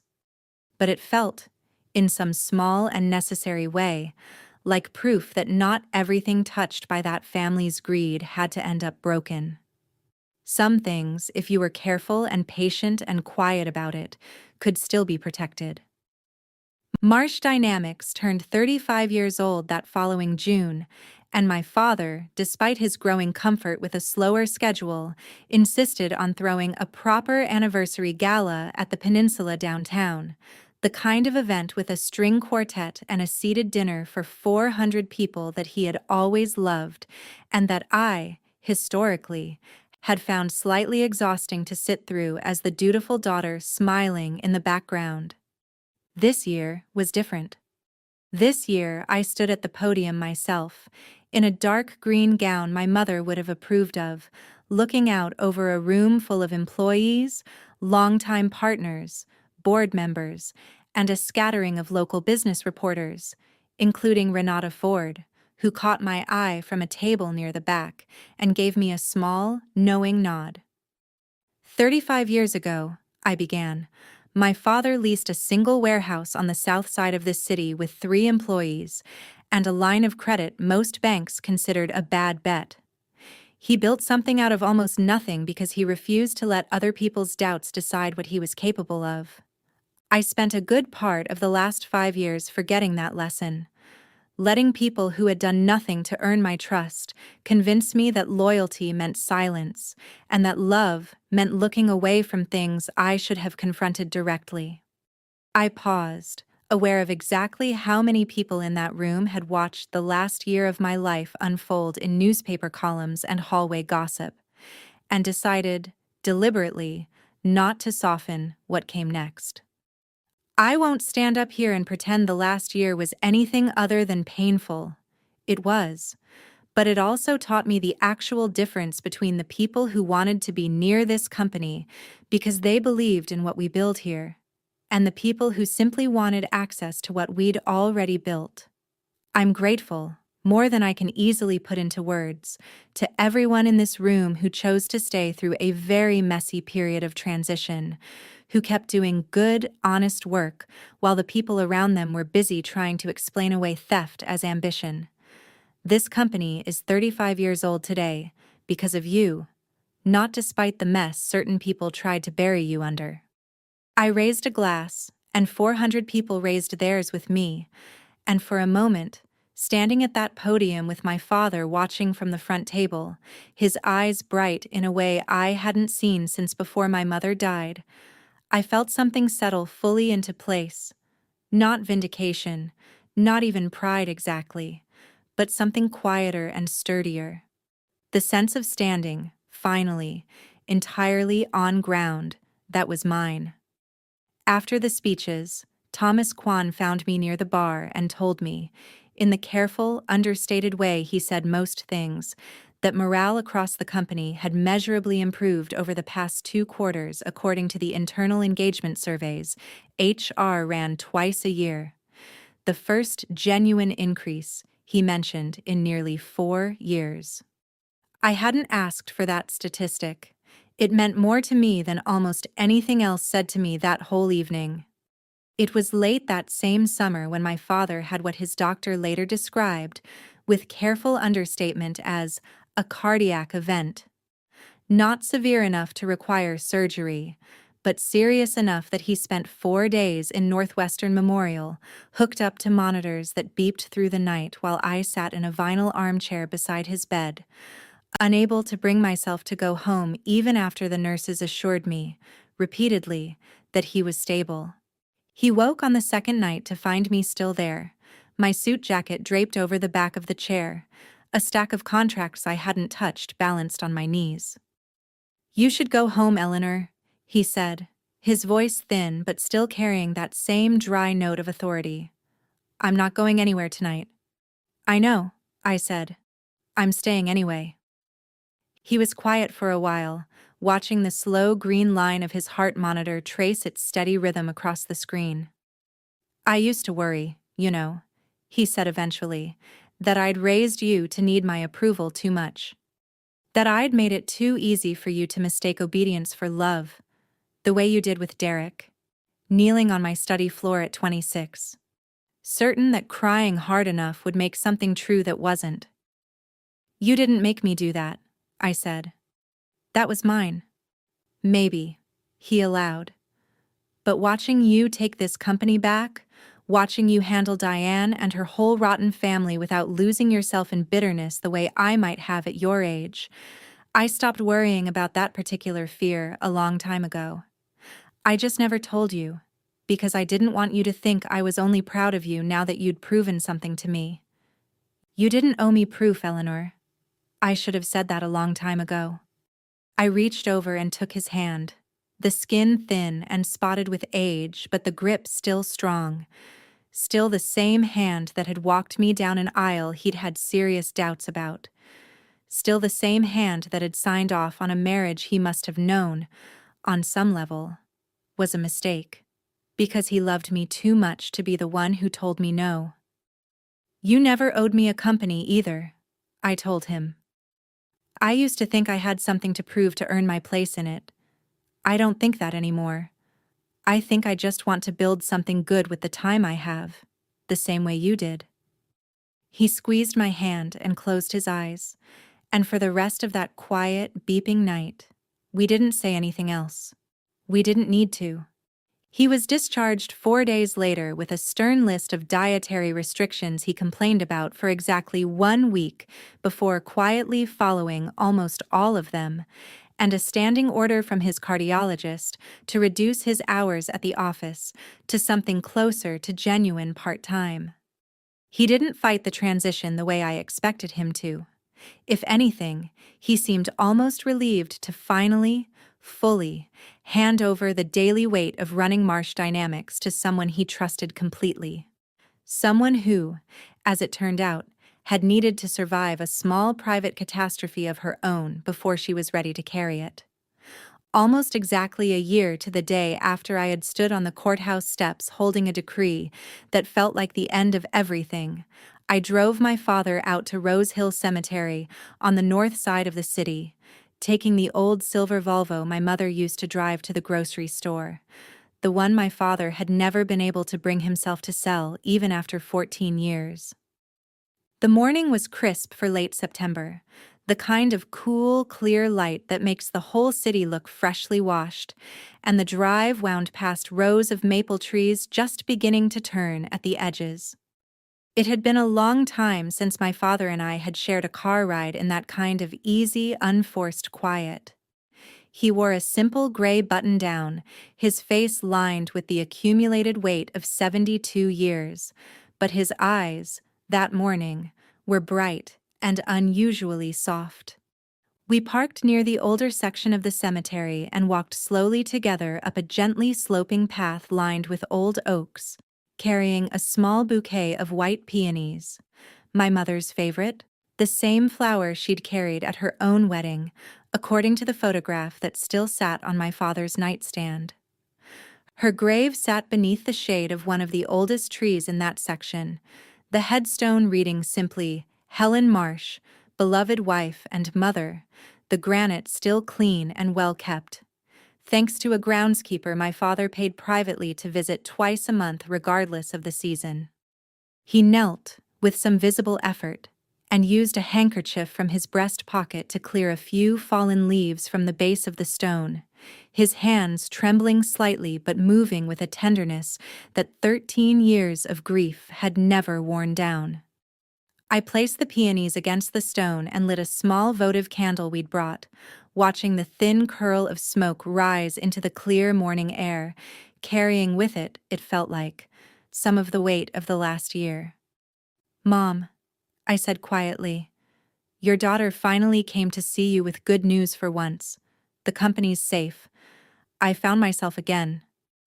I think you'd be proud of how it turned out, even if it took me longer than it should have to get here." Warm tears slid down my cheeks, but they weren't the tears of a woman being crushed by grief. They were something closer to relief. The specific, hard-won relief of someone who has finally set down a weight she'd been carrying so long she'd forgotten what her own shoulders felt like without it. My father stood beside me, resting a hand gently on my shoulder, his voice quiet in the stillness of the cemetery. "Eleanor, did you ever resent me for knowing, deep down, that Derek's family wasn't what they pretended to be, and letting you marry him anyway? For letting you struggle through 5 years of that marriage on your own without stepping in sooner?" I turned to look at him and shook my head firmly, wrapping my arms around his thin frame. "No, Dad, I don't resent you for any of it. Because of your patience, because you let me find my own way to the truth instead of forcing it on me. I understand people now in a way I never would have otherwise. I understand exactly what blind love actually costs a person, and I understand it in my bones now, not just in theory." "If you had stepped in too early," I continued, "or fought me on it the way some part of you clearly wanted to, I think I would have spent my whole life resenting you for it instead of learning anything real. I never would have built the strength it took to walk into that boardroom and take this company back with my own hands. I needed to fall, Dad. I needed it to be my fall, not one you cushioned for me." My father smiled, the gentle, weathered smile of a man who had spent the better part of his final years quietly forging, out of his own restraint and his own private grief, a lesson written for his daughter in something far more permanent than words. "An eagle that wants to fly has to break its own shell eventually," he said. Nobody can do that part for you, no matter how much they love you. A person only really grows up the moment they pick themselves back up from the fall that actually hurt. From here on out, the past stays closed, Eleanor. The road ahead is entirely yours. Walk it with your head up, and don't waste another minute being afraid of it. The wind moved gently through the oak trees above us, rustling the leaves in a way that felt, in that quiet cemetery, almost like an answer carried down from somewhere far away. The comforting reach of a mother who had never really left, extending itself, even now, toward the husband and daughter she'd left behind. We stood there together for a long while after that, not speaking, just watching the candle burn down slowly in the cool morning air, and for the first time in longer than I could remember, I felt something in my chest that wasn't grief, wasn't anger, wasn't even relief exactly. It was something quieter and more permanent than any of those. It was peace. About 8 months into Derek's sentence, a letter arrived at my office forwarded through Daniel's firm, since Derek had no legal way of contacting me directly given the terms of the restraining order I'd filed after the break-in at headquarters. Daniel read it first, as he did with anything connected to the case, before deciding it contained nothing threatening enough to withhold from me, and passed it along with a raised eyebrow and no further comment. It was 3 handwritten pages, the handwriting noticeably different from the confident, looping signature I remembered from our marriage certificate. Smaller, more careful, the handwriting of a man with a great deal of time and very little to fill it with, besides his own thoughts. He wrote about the routine of federal prison, the strange, flattening sameness of every day, the fact that he'd started reading again for the first time since college, working through a stack of paperbacks from the prison library that he said had given him more time to think honestly about himself than he'd allowed himself in over a decade. He didn't ask me for anything this time. That, more than anything else in the letter, was what convinced me it might actually be sincere rather than another performance. He wrote that he understood now, in a way he hadn't allowed himself to understand at the coffee shop or in the courtroom, that he had built his entire adult identity around taking things that weren't his to take. My trust, my family's company, eventually even Paige's affections, which he now recognized had been just as transactional on her side as his had been on his. He said he didn't expect forgiveness and wasn't asking for it, only that he wanted me to know, for whatever it was worth from someone in his position, that he understood exactly how much damage he'd done, and that no version of prison time would ever fully repay it. He mentioned, near the end, that he thought about the 2 children, Ethan and Lily, more than almost anything else. That watching, secondhand through his mother's frantic phone calls before her own trial, the footage of his nephew snapping that cardboard sign in half had been the moment something in him had actually broken open, rather than just cracked under legal pressure. He said he hoped, if I ever had any way of knowing, that they were doing all right. I sat with that letter for a long time before deciding how to respond, if I would respond at all.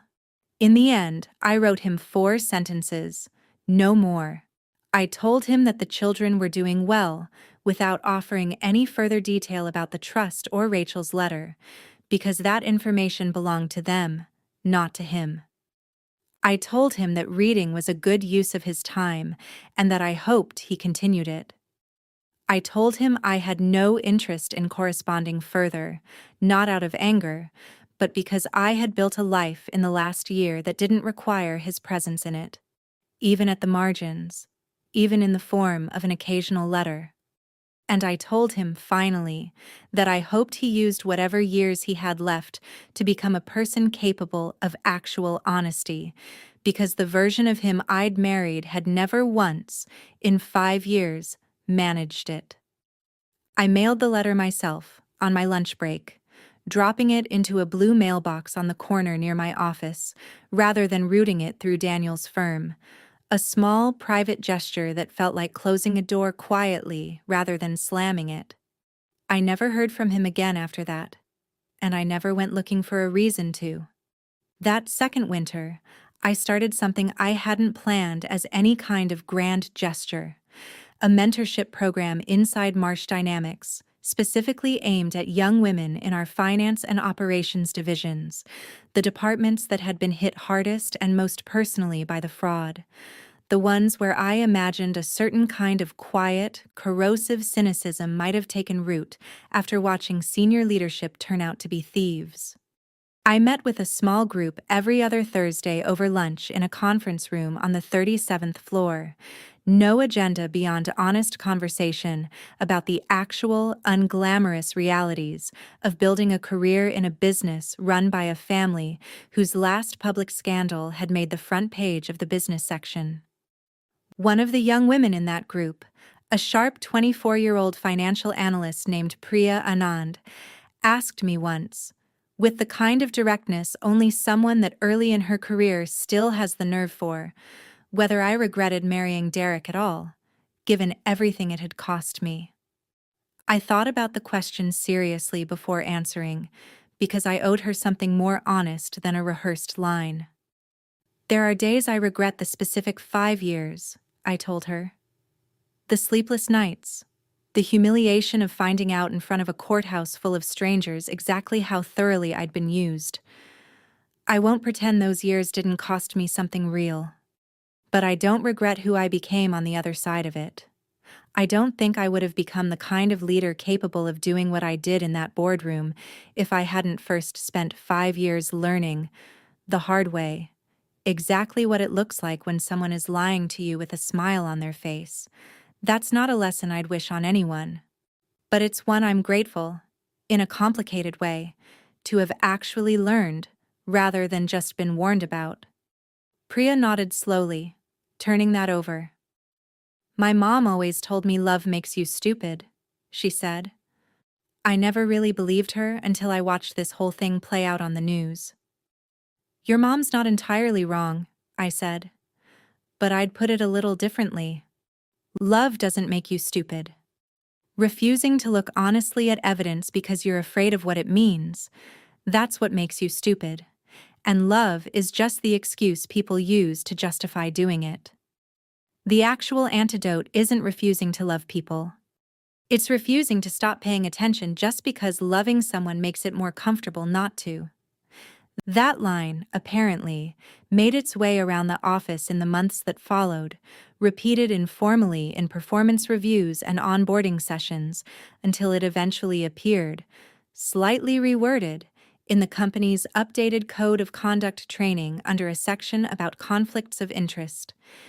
A strange, quiet legacy for a sentence I'd said off the cuff, to a room of 6 young women eating sandwiches on a Thursday afternoon, but one I found, honestly, more meaningful than almost any of the formal recognition I received that year. It was nearly 2 years after the divorce, in early spring, when I met Nathan Cole. He wasn't part of my world in any of the ways Derek had been. No connection to Marsh Dynamics, no ambition toward it either. He ran a small structural engineering firm that Marsh Dynamics had contracted to assess the aging infrastructure of one of our older manufacturing facilities downstate. And I met him not at a gala or a fundraiser, but on a Tuesday afternoon in a hard hat and steel-toed boots, walking the floor of a facility that smelled like machine oil and hadn't been renovated since the Clinton administration. He was direct in a way I found, at first, almost disarming after years of being surrounded by people who measured every word for its strategic value before saying it. He told me, 20 minutes into our first meeting, that half the load-bearing recommendations in the previous engineering report had been generated by an inexperienced junior associate trying to pad billable hours, and that he wasn't going to sign off on anything he didn't personally believe was necessary, even if it meant a smaller invoice for his own firm. I liked him instantly, and distrusted my own instinct to like him just as quickly. A hangover, I suspected, from 2 years of learning not to trust first impressions of charming men. We didn't start dating for another 4 months, and even then, slowly, dinner every few weeks, long walks along the river on weekends when both our schedules allowed it, conversations that ranged from municipal zoning law, which he found genuinely fascinating in a way that made me laugh more than once, to the particular grief of losing a parent young, since his own father had died when Nathan was in college. He never once, in all those months, asked me a single question about Derek, about the trial, about any of it, until I brought it up myself over dinner on a night I'd had one glass of wine too many and found myself, unexpectedly, wanting to talk about it. I looked it up, obviously, he admitted, when I asked whether he already knew the broad outlines of my history before we met. It's not exactly hard to find. I just figured it wasn't my business to bring up until you decided it was yours to share. That restraint, more than any grand romantic gesture he could have offered instead, was what finally let something in me relax that had been braced, quietly, for over 2 years. He wasn't performing patience for my benefit. He genuinely didn't need anything from me that I wasn't already offering freely, which was, I was slowly coming to understand, the entire difference between the kind of love that costs you everything and the kind that simply adds something good to a life you'd already built to stand on its own. I introduced him to my father on a Sunday afternoon that June, over the kind of low-key backyard lunch my father preferred now to any formal dinner.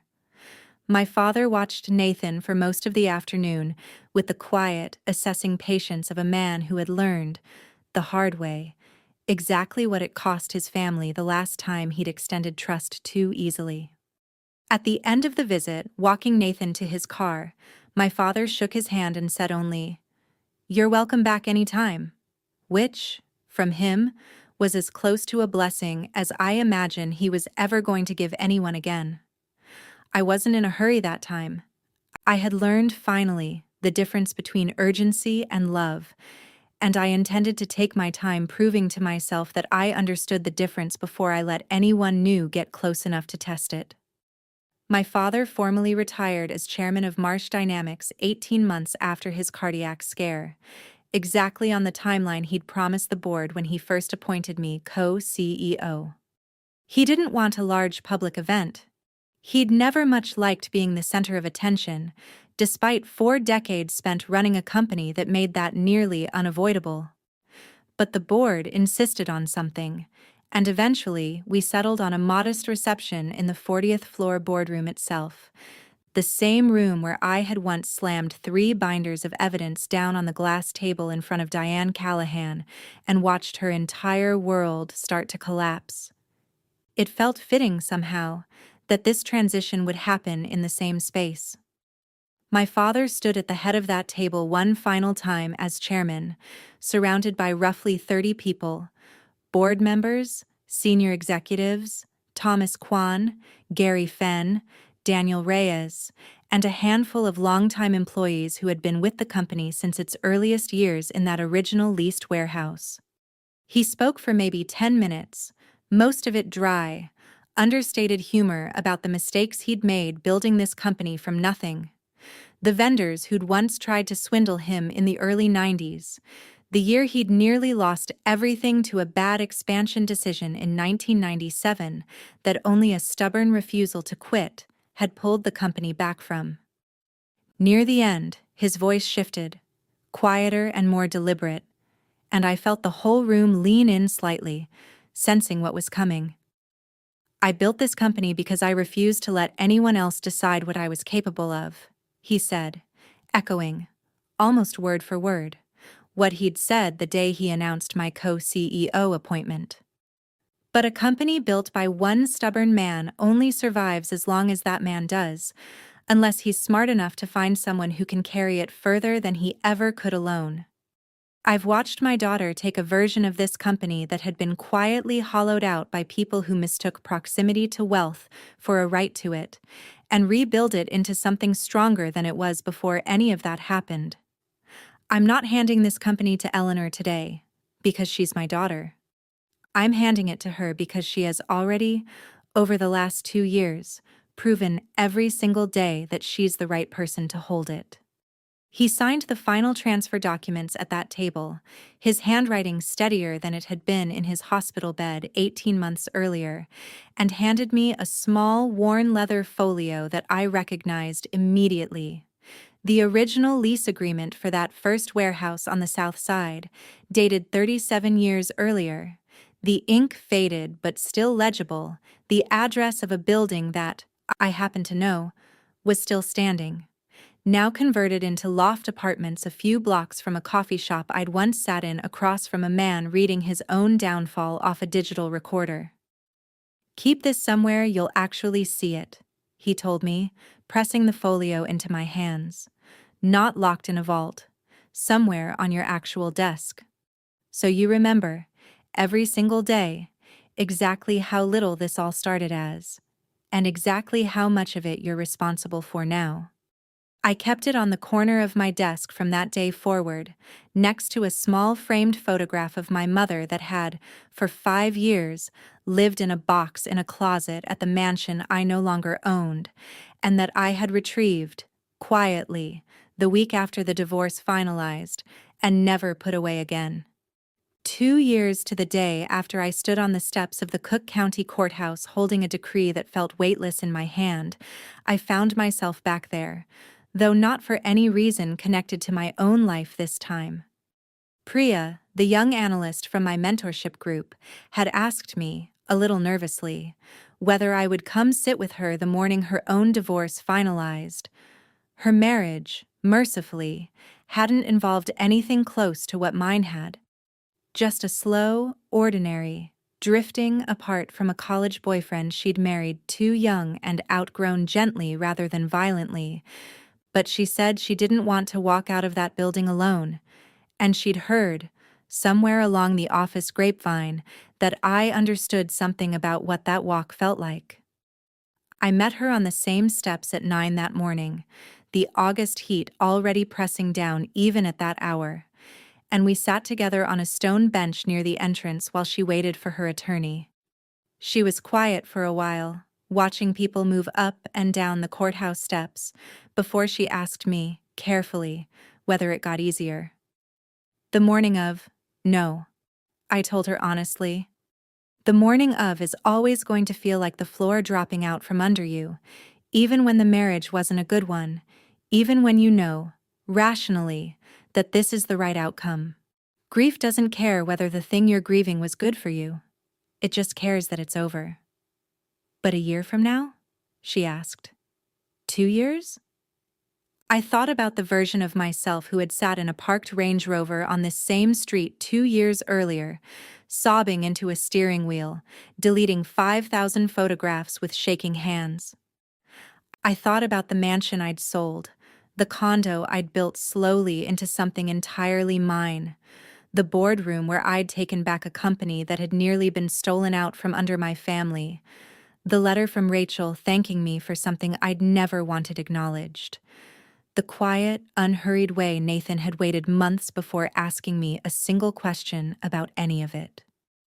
"A year from now, it'll feel like a chapter you survived," I told her. 2 years from now, if you let yourself actually do the work of rebuilding rather than just waiting for the pain to fade on its own, it starts to feel like the beginning of something instead of the end of it. I'm not going to tell you it happens automatically. It doesn't. You have to actually decide, some mornings when you really don't want to, that you're going to build something better than what you lost, instead of just waiting around for the hole it left behind to fill itself in. Priya's attorney came to collect her a few minutes later, and I watched her walk into that courthouse with her shoulders a little straighter than they'd been when I first sat down beside her. I didn't go in with her. This wasn't my story to be present for. Just my job to make sure she didn't have to face the parking lot alone afterward. And I sat on that same bench for a while longer after she disappeared inside, thinking about how strange it was that a building which had once represented to me the single worst morning of my adult life had slowly, over 2 years, come to represent something closer to a hinge point. Not the end of anything, just the place where one version of a life stopped and, if you were willing to do the work, a sturdier one began. Priya came out 40 minutes later, decree in hand, dry-eyed but visibly shaken, and I bought her a coffee at the same downtown shop, 2 blocks away, where I had once watched Derek's face go bone white listening to a recording of his own voice describing exactly how stupid he thought I was. I didn't tell her that particular detail. Some scars are useful to show people as proof that healing is possible. Others are just yours to carry quietly, evidence of a war nobody else needs the full map of. Nathan and I had been together just under 2 years by the time he asked me, on an ordinary Tuesday evening rather than any occasion designed for maximum romantic effect, whether I'd consider moving in together. We were standing in his kitchen, him halfway through making pasta, me setting the table with plates that didn't match because neither of us had ever bothered replacing the mismatched set he'd inherited from a college roommate, and he asked it so casually, stirring a pot of sauce, that it took me a moment to register the actual weight of the question underneath the offhand delivery. "I'm not proposing," he clarified quickly, catching my expression. "I know you well enough by now to know that would probably send you running for the door. I'm just saying I like waking up in the same apartment as you more mornings than not, and I'd rather build toward that on purpose than keep pretending it's an accident that I've got a drawer at your place and you've got one here." I laughed, more from relief than humor, because he was right. A grand gesture, a ring, a scene designed for an audience, all of it would have made something in me recoil instinctively, the same protective reflex that had kept me cautious through 2 years of dating him. But this, an honest, unglamorous question asked over a pot of marinara on a Tuesday, felt like exactly the kind of offer I could actually trust. "I need you to understand something first," I told him, setting down the plates and looking at him directly, because I owed him this much honesty before I said yes to anything. I spent 5 years building an entire identity around being someone's wife, and I lost most of myself doing it. If we do this, I need it to be 2 whole people building something together, not one person disappearing into the other one's life. I need my name on the lease. I need my own money staying my own money, not because I don't trust you, but because I never again want to be in a position where I don't know exactly what's mine if something goes wrong. Nathan set down the wooden spoon and turned to face me fully. "Eleanor, I've watched you rebuild an entire company from a boardroom takeover in under a week. I'm not remotely worried about you disappearing into anything. If anything, I've been quietly terrified this whole time that you'd eventually realize you don't actually need me for anything and lose interest." He said it lightly, but there was something genuine underneath it, an actual vulnerability he rarely let show. "That's exactly the point," I told him, softening. "I don't need you, Nathan. Not the way I thought I needed Derek, where losing him would have meant losing my whole sense of who I was. I want you. That's a completely different thing, and it took me a 5-year marriage falling apart to actually understand the difference." We moved into a larger place together that autumn, a converted loft with exposed brick in the West Loop, close enough to both our offices that neither of us had to sacrifice much of anything to make the arrangement work. I kept my name on half of everything, exactly as I'd asked. He never once brought it up as an insult to his trustworthiness, understanding in that quiet, unhurried way of his that it wasn't about him at all. It was about a version of myself I had promised, standing in a parked car outside a courthouse 2 years earlier, that I would never again let disappear that completely into someone else's life. 3 years after the morning I stood on the courthouse steps with a divorce decree in my hand, Marsh Dynamics posted its strongest annual earnings in company history. driven in no small part by the operational discipline I'd instituted in the wake of the fraud, tighter procurement oversight, a genuinely independent audit committee, a hiring process that no longer bent around family connections. My father, fully retired now, spent most of his days working through crossword puzzles on the back porch of the house I'd grown up in, occasionally still calling me with unsolicited advice about a supplier contract or a market trend he'd read about in the morning paper. Advice I mostly still took, because 40 years of running a company from nothing had earned him that. I thought sometimes about the woman who had sat in that parked Range Rover outside the courthouse, deleting 5,000 photographs with trembling hands, certain that the worst thing that could ever happen to her had just happened. I understood now, from the distance of 3 years, that she had actually been standing at the beginning of the best decision of her life, even though it had arrived disguised as the worst morning of it. I thought about Diane, too, occasionally, without much bitterness left in the thought.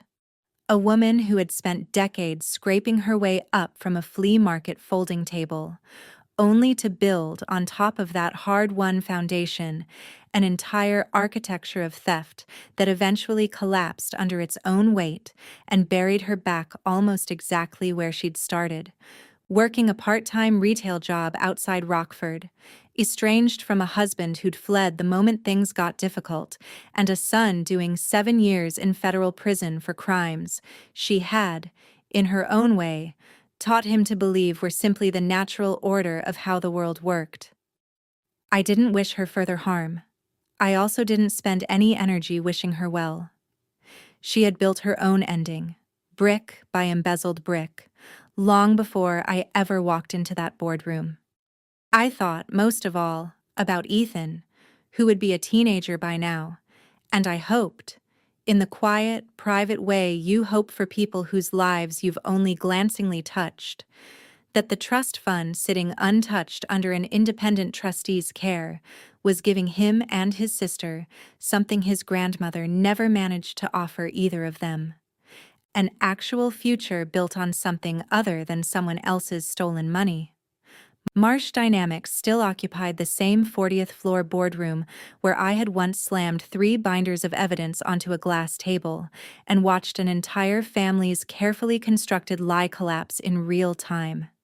I sat at the head of that table now most weeks, running meetings my father used to run, making decisions he trusted me to make without needing his approval first, carrying forward a company that had nearly been hollowed out by people who mistook access for ownership, and had instead been handed, intact and stronger than before, to the one person in that whole saga who had actually earned her place in it the hard way. Maggie and I still had dinner most months, the same red-checkered tablecloth restaurant in Logan Square, though her twin boys were old enough now to occasionally join us, arguing loudly over who got the last breadstick while she rolled her eyes with the specific exhausted fondness of a mother who wouldn't trade the chaos for anything quieter.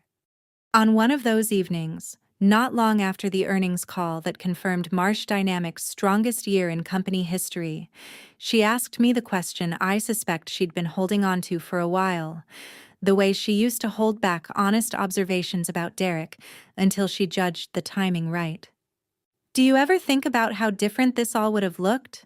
she asked, twisting her wine glass the way she always did before saying something she'd clearly rehearsed. "If your dad had just said no back when you were 26? If he'd put his foot down instead of signing off on the whole thing?" I'd thought about that question more than a few times over the preceding 3 years, usually late at night, usually when I couldn't sleep. I used to think about it as the tragedy of the whole story, I told her. That he could have spared me 5 years of misery with one firm conversation. But I don't actually believe that anymore.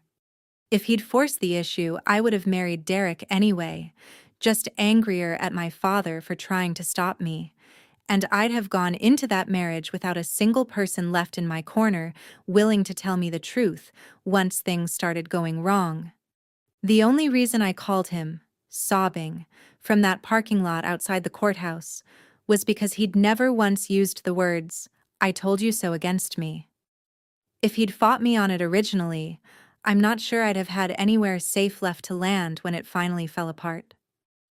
That's a very generous read of 5 wasted years, Maggie said, not unkindly.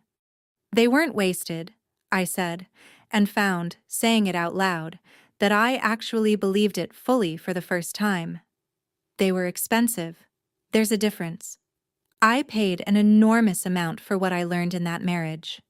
About people, about my own blind spots, about the specific kind of quiet complicity it takes to let people take advantage of you for years without noticing. But I did learn it, and I don't think I'd have become someone capable of walking into that boardroom and taking my family's company back if I hadn't first spent 5 years learning exactly what it costs to look away from something you already suspect is true. Maggie reached across the table and squeezed my hand, the same gesture she'd offered the very first dinner we'd had after the divorce finalized, 3 years earlier, when neither of us had any idea yet how the rest of the story would unfold. "For what it's worth," she said, "I like this version of you a lot better than the one I used to have dinner with when you were still married to him. You laugh more now. You used to check your phone every 4 minutes at dinner, like you were bracing for bad news. You don't do that anymore." I hadn't noticed the change in myself as it happened, the way you rarely notice healing while you're actually in the middle of it. You only see it afterward in the accumulated evidence of small things.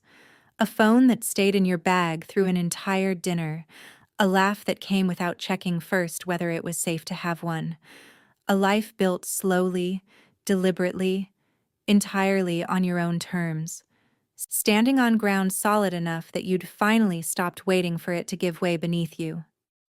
The last thing I want to tell you about happened almost 4 years to the week after that first morning on the courthouse steps, and it felt, when it happened, like the actual final period at the end of a very long sentence.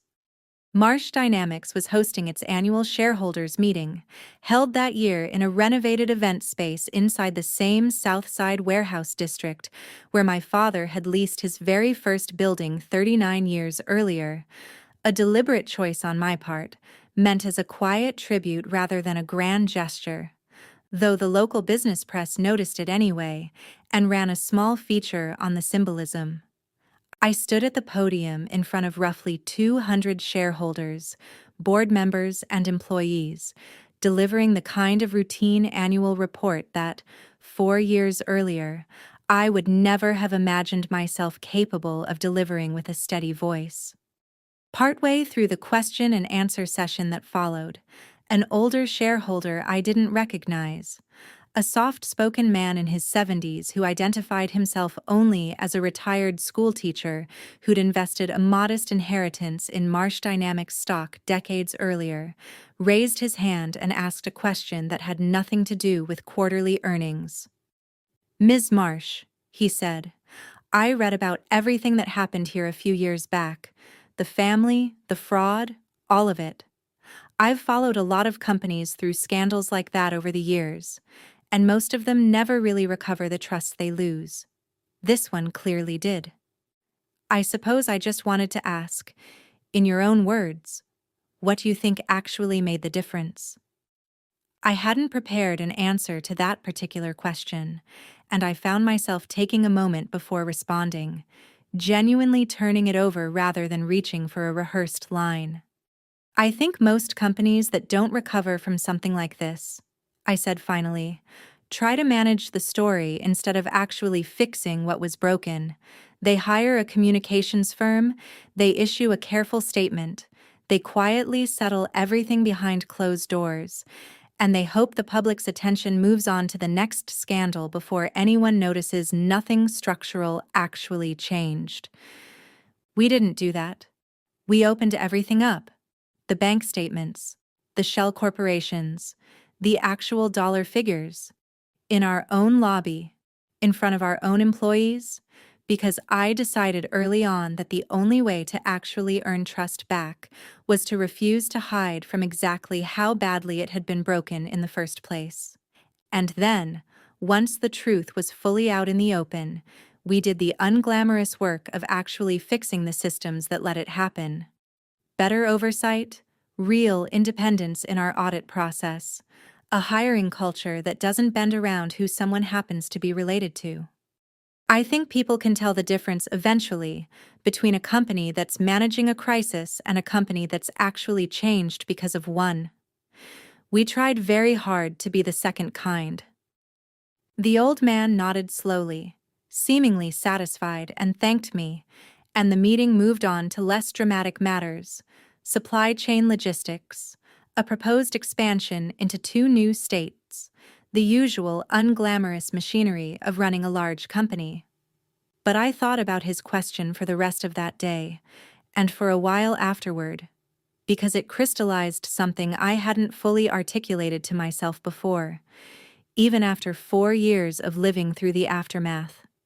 The difference, I had come to believe, between a life that survives a catastrophic betrayal and one that simply endures it in quiet, permanent damage, comes down almost entirely to whether you're willing to look directly at exactly how bad the damage actually was, rather than managing the story of it for other people's comfort, or even for your own.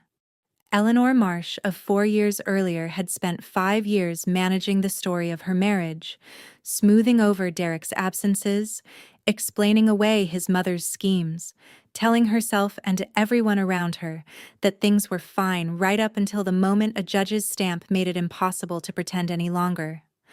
The version of me standing at that podium had learned, the hard way, that the only path back to something stronger than what you lost runs directly through the wreckage, not around it. That evening, walking home along the river with Nathan, the lights of the city scattered across the water the way they'd been scattered the night.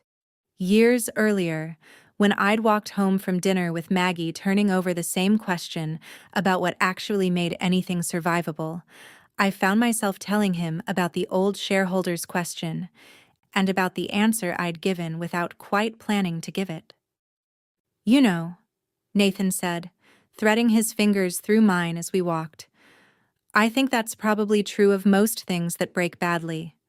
Bridges, marriages, companies, people. You can patch over a crack quickly and hope nobody looks too closely, or you can actually dig down to whatever structural flaw let the crack form in the first place, and fix that instead, even though it takes longer and it's a lot less comfortable while you're doing it." "That's a very engineer way of putting it," I told him, laughing. "I am, in fact, an engineer," he said. "It's mostly all I've got." It was, as it turned out, exactly enough. Dear reader, Eleanor's story ends here, though of course her life kept going long after the last page of this particular chapter closed. I wanted to sit with you for just a few more minutes before we part ways, because a story like this one is never really just about one woman, one marriage, one family's greed unraveling in a Chicago boardroom. It's about something a lot of us recognize on some private, uncomfortable level, whether or not we've ever lived through anything quite this dramatic ourselves. There is a particular kind of love that convinces us silence is the same thing as loyalty. We see something wrong: a spouse who's a little too smooth, a mother-in-law who's a little too eager, relatives appearing in positions they didn't earn, and instead of looking directly at it, we build elaborate, exhausting justifications for why it's fine, why we're imagining things, why the people who love us wouldn't do that to us. Eleanor spent 5 years constructing exactly that kind of architecture around her own life, brick by brick, because the alternative, admitting she'd been deceived by people she'd chosen to trust completely, was, for a long time, more painful than the deception itself. And there is a particular kind of parental love, embodied here by Charles Marsh, that looks, from the outside, almost like negligence. A father who watches his daughter walk toward a mistake he can see coming from a mile away, and instead of blocking the road, simply stands nearby, quietly gathering the evidence he suspects she'll eventually need, waiting for the moment she's ready to ask for it herself, rather than forcing it on her before she can hear it. That kind of restraint is not indifference. It is one of the hardest, most disciplined forms of love there is.